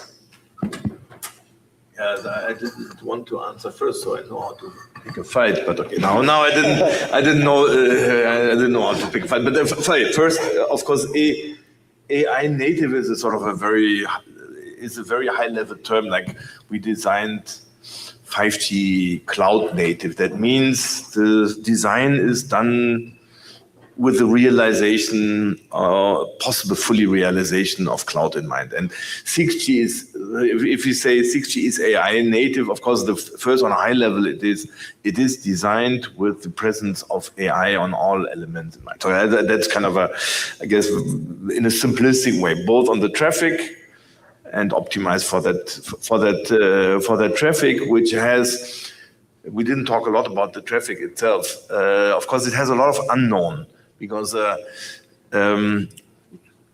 let's think, when we had started, we mentioned the time of 2007 and 8, and when the mobile broadband revolution came, we had no idea really what were the applications which were then taking off in a wide area with many consumers, and also what kind of effect that had on the network. So the internet proved to be much more transactional than we had thought in the design of it. And I think we should expect similar things now. So we have certain AI application which we see now, but of course we will have much more AR and artificial intelligence type application. We will have and their vendors of devices have different views. What is the intelligence which is in the end device? What is the intelligence which is in the edge of the network? And depending on that design, there's a hugely different load of traffic going over the radio interface. That you can ask Apple and the Samsung and somebody else, you get 4 different answers. So there is a lot of unknown in the type of traffic that comes, but it will be much more bursty compared to the dominating load that we are having now, which is streaming and which is download, which is constant, which is not really delay sensitive that much, and it is download oriented. So it will be a very different characteristic which we need to be catering on the traffic. And then, of course, I did speak a little bit on we have design mechanisms in the radio. I saw that on my slide, which we indeed cannot retrofit into CSI estimation, power loops, power control loops, channel estimation, which we then bake into sort of the protocol design. And of course, the same is true for network operation more on the network side, and in lifecycle management for a data management framework, which allows to automate the network, which allows also to expose the data. So these are all kind of data AI traffic, AI in the radio, AI in the network, and AI in the operations. Thanks. Thank you, Ulrich. If there are no other viewpoints, Tarek, you included, or I see you unmuted yourself. Please go ahead.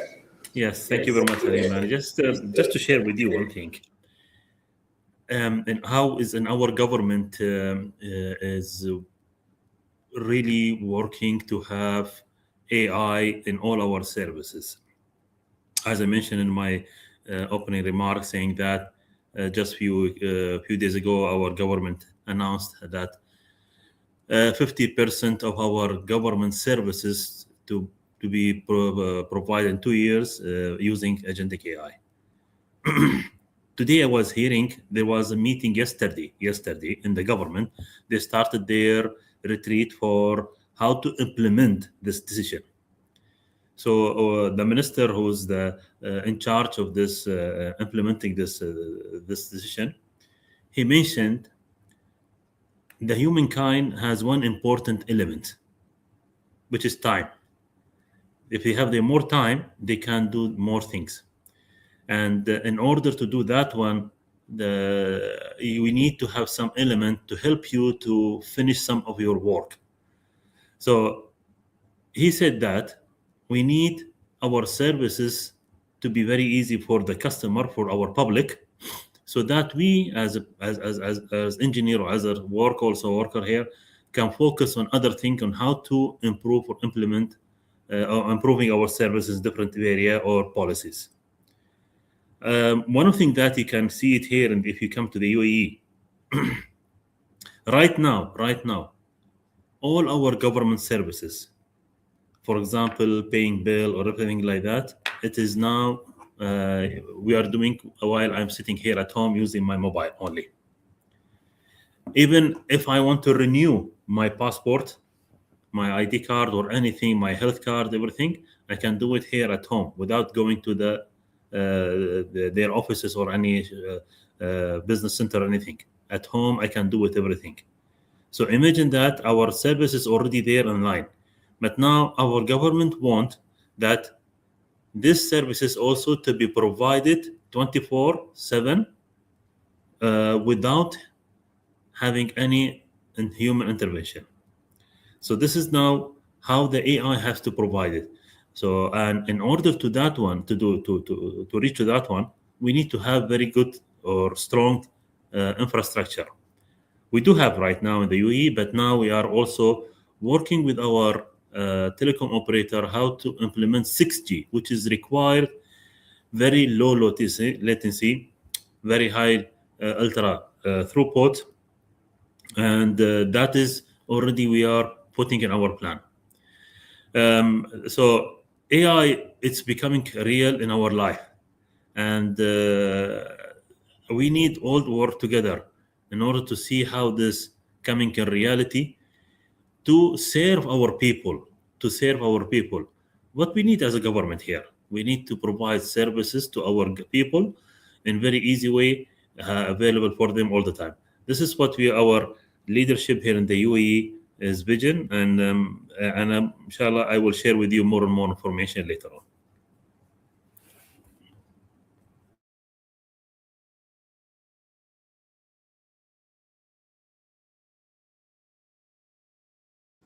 I cannot hear you from your side. Yes. Okay. Okay, I guess I am now.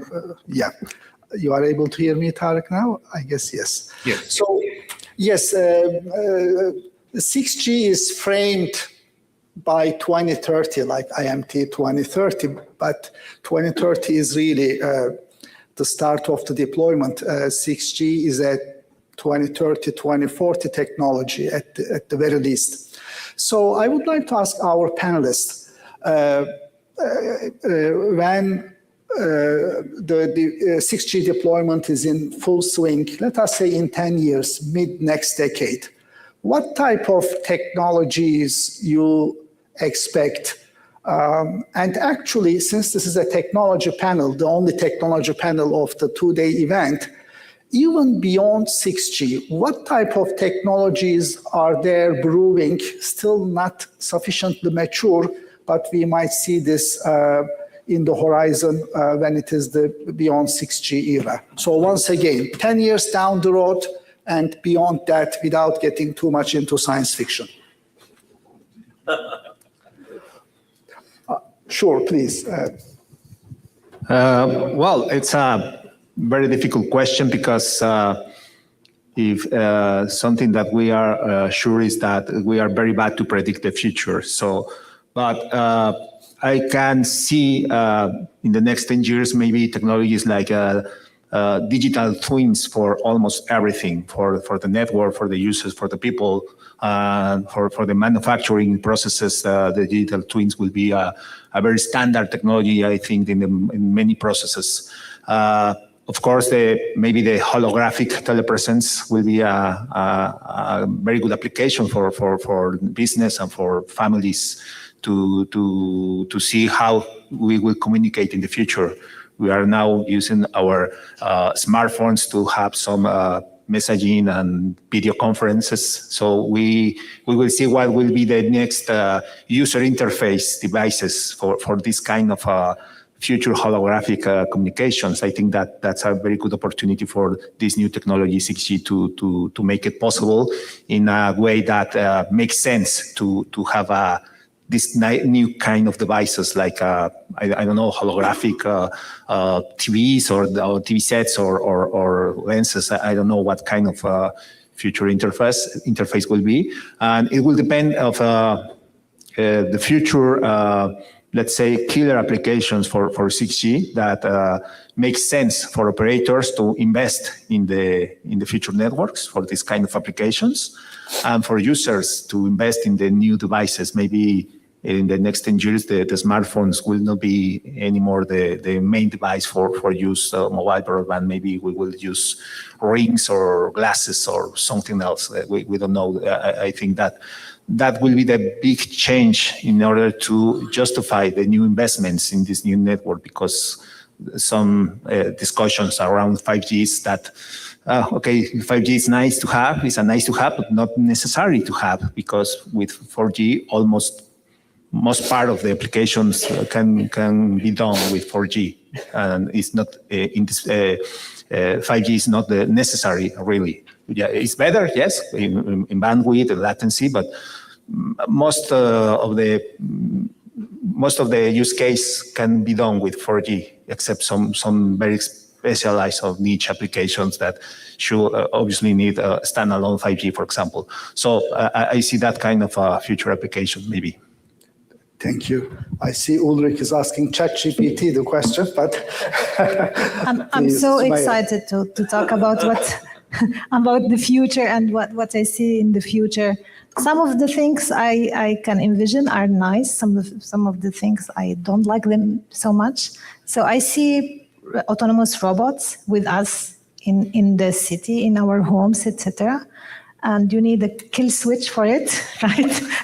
That is very ultra low latency kill switch. And I see aerial urban mobility for the masses. We need a lot of performance from the network for that to work, because it will be for sure autonomous. For a human to organize that, it's like impossible. I see, a lot of spheres where, we will have base stations, LEO, MEO, etc.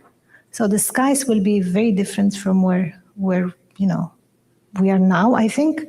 And we will have probably, each one of us will have like a secretary, which is an AI, right? Which will work with its tentacles to collect information from everywhere in the world, right?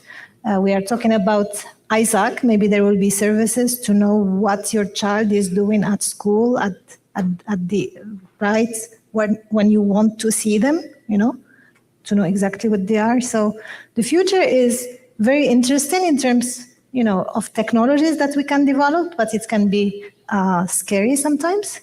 So it's very important for us to develop technologies that go in the right direction. Thank you, Sumaya. Alexander?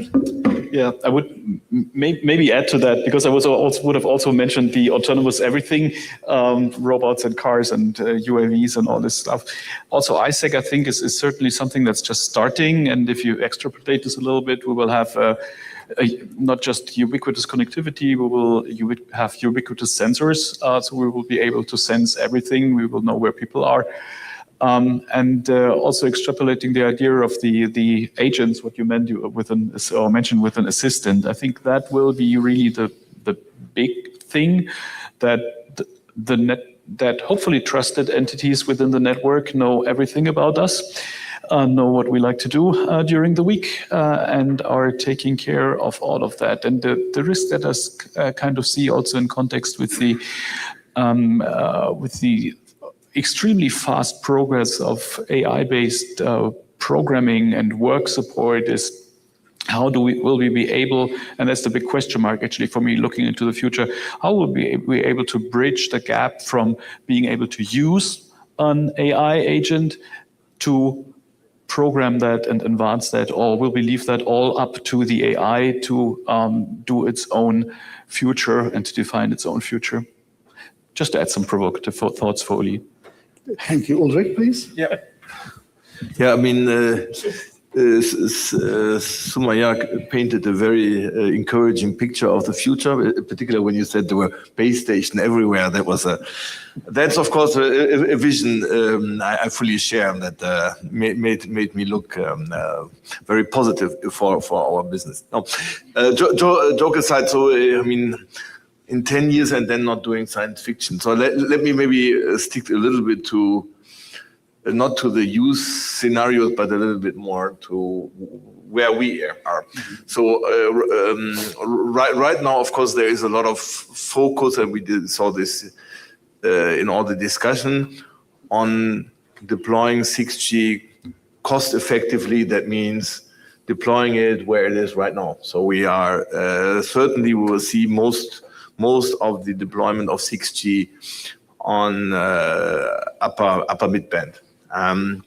And sort of if then we got into a huge traffic boost at one point in time, of course, we will face the densification. We had then, of course, this discussion with the millimeter wave in 5G, which were at the time not such a positive experience in the US, in Japan, in Korea, and most of the countries were deployed it. Others were given that and never used.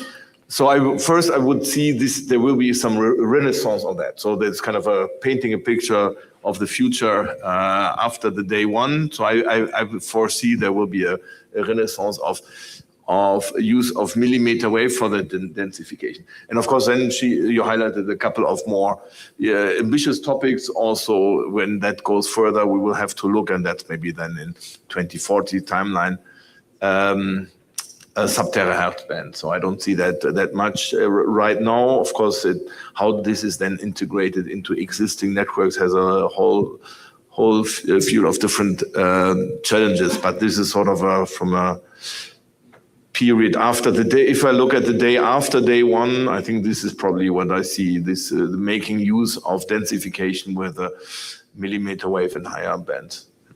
Thank you, Ulrich. Tarek, UAE is a technology-savvy country. Is there a UAE 2040 vision? Is there UAE what exactly?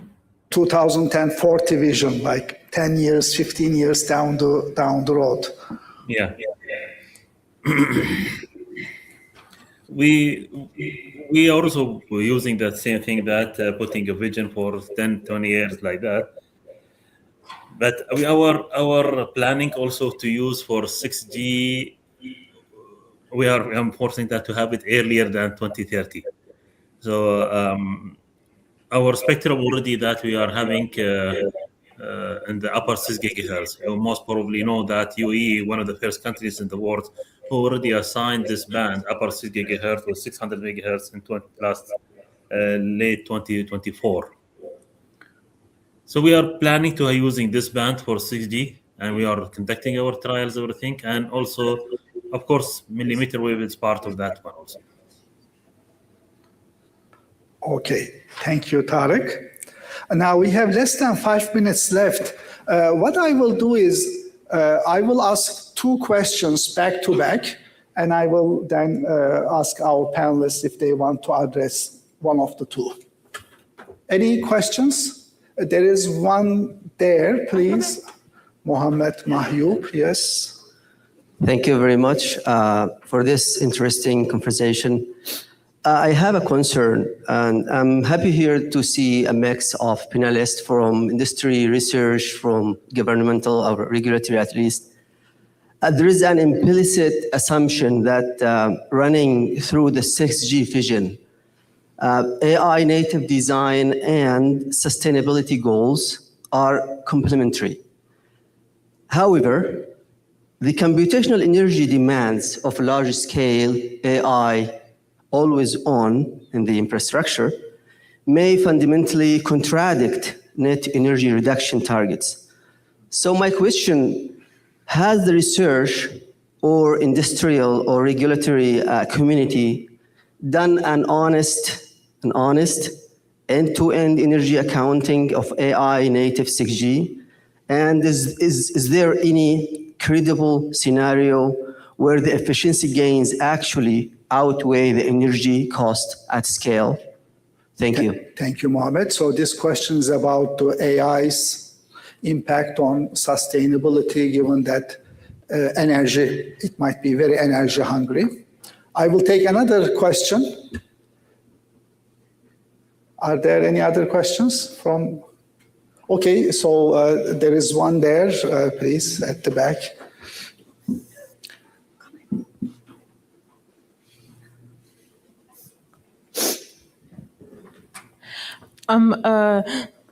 Mr. Tariq, you had spoken a lot about how the UAE government is planning to make one half of their government services completely run by AI. So my question is, how in general does the government plan to secure such critical infrastructure?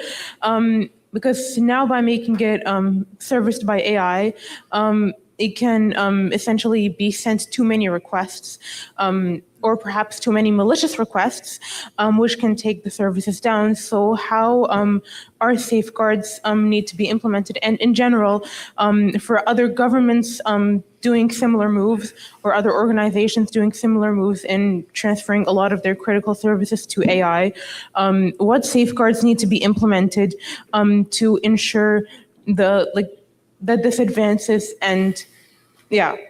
Thank you. So the second question is maybe more on the privacy side, how the individual can protect himself or self against the AI machine. So I just would like to turn to, I guess, Alexander, you took the mic, would you, or anyone who would like to, any of the 2 questions? Yeah. I think I would prefer to start with the second one. I mean, one movement we see here also in the US is moving and just talking about the network here, right? Moving the network stack to open source, because many people believe that open source is more safe than completely monolithic network infrastructures. You may dispute that, Uli, but at least it provides more defined interfaces where you can actually check that what's going through there is correct and is valid and is safe. And I think that's maybe also one attempt to navigate through the jungle of putting AI in there. Thank you. Any others would like to comment? What's that, Tarek? Yeah, because of this question. Sure. Yes, Tarek, would you like to address the second one in particular? Yeah. Well, thank you very much for that question. If you allow me, I'll just mention how we approach to this decision by the government. We haven't, our government, when they made this decision, is not made it immediately like that. There was a process happen from 10 years. We started our digital transformation for our services more than 15 years. In 2013, His Highness Sheikh Mohammed bin Rashid, the Vice President, he said that the President of UAE that required to have all our services in mobile, and you have 2 years. He said that you have 2 years, and for all ministers, the CEOs, Director General, everything, he said that you have 2 years to transfer our services to mobile. And after 2 years, we will assist and we'll see who will not be able to do it. We'll do for him farewell. So imagine that all our leadership in that time, they are working very hard to transfer our services to mobile. What required that? Required to start building infrastructure. We need to have to see how to provide the privacy for the customer, their data, everything, security, cyber security attack, everything that required to be developed very quick. And also, in the last 4 years, government also has applied the different decision, which is says we need zero bureaucracy on our services for the procedures. So our procedures has to be zero bureaucracy or reduce it. So we started to see our process and procedures for all kind of services and try to reduce it and at least to reach it to zero or very minimum steps, which is required by the customer. And that's required different government entities to work together. There was for one services, for example, if we're taking for renewing the passport, it required different services or different government entities to work together in order to let that service to be applied by the mobile. So that all government entities has to work together and to reach to zero bureaucracy. And now he said that we need it now. This is to be AI. So there was a long journey in order to achieve to this decision or to this instruction or direction by our leadership. You need to have built very strong infrastructure. You need all your government entities to work together. You need to visit to see your process or procedure, to take those bureaucracy procedure, to take it out. And then later, how to implement it AI. I can give you one thing, I'll share it with you right now. In my services in Spectrum, we are trying to improve our spectrum management system that to have the all services almost to be available for the customer without human intervention. This is my target. I give it to my team. I need our system within 2 years that all radio services, any customer apply for requesting for a spectrum for any service, for PMR, for fixed services, for radio navigation, for anything, he can submit it to our system through the website or mobile, and he can get it without any staff to intervene or to process it. And that is, we did it. We are working right now. We have some services, some of the services already now right now there.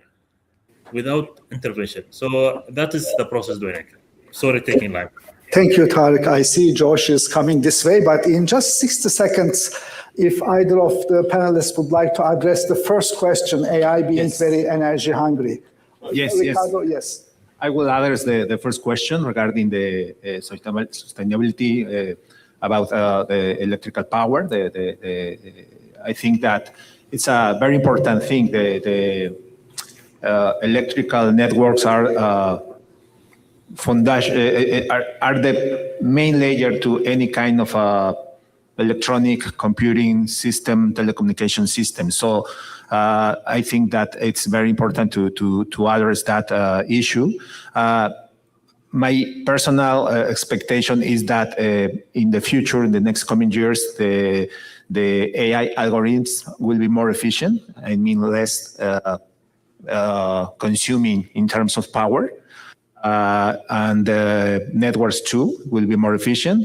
And this with some more efficient power generation systems, mainly by solar power, for example. But we will see. Now we are in a rush in new AI models each time, and they are more powerful. But I think that these kind of companies are looking for being more efficient and less power consuming because these have a cost for them. So I think that there are a lot of incentives to be more efficient in the future for power consumption.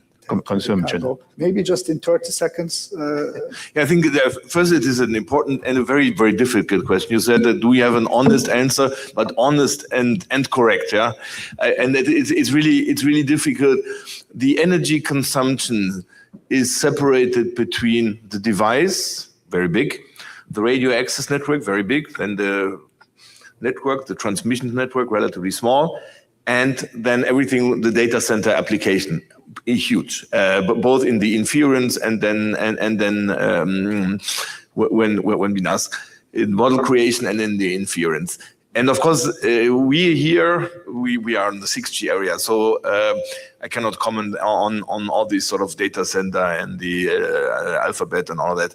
Of course, already in the 6G design, it's a difficult question to quantify. We have made attempt as an industry to see are the ambitions right that we are reducing the energy consumption of the network compared to 5G. But it is a very complicated model, and a lot of the consumption is, of course, due to the hardware design rather than the 6G design. So the Nokia base station of today is much more energy efficient than the Nokia base station running the same thing 5 years ago. And the same is true in also 5 years, then without any technology. To model that correctly is very difficult. Thanks. Thank you. Maybe, okay, before Josh pushes me from the 30 seconds, Sumaya. Just one thing. I think energy, it's a very good question. Energy should be part of the requirements in 6G. So this is very important, and I think we need to do things more frugally. Frugality is the word, I think. Thank you very much. We will leave it there, and I hand it to Josh. Halim, thank you so much, and thank you to our panelists. So a round of applause for our panelists here. And a big thank you as well to Tariq. So Tariq, thank you so much for joining us. I know that it is a very unsociable hour there now, so really do appreciate you joining us, Tariq. Thank you so much. Thank you very much. Thank you. Thank you very much. So thank you very much, everyone. So that's about it for today. So really do appreciate everyone's contributions from the floor here. And for those of you, I should say, sorry, who've been watching online and have submitted questions, thank you so much as well. So we're going to be back here tomorrow morning. So we're starting again tomorrow morning at 9 o'clock, Ivana, is that right? Yes, I'm getting the thumbs up. 9:15 tomorrow, so extra 15 minutes in bed. And we're going to be focusing specifically on spectrum and connectivity tomorrow. So thank you so much, everybody. Really interesting day, really enjoyed today. Have a lovely evening, everyone, and looking forward to seeing you all back here tomorrow. Thank you very much.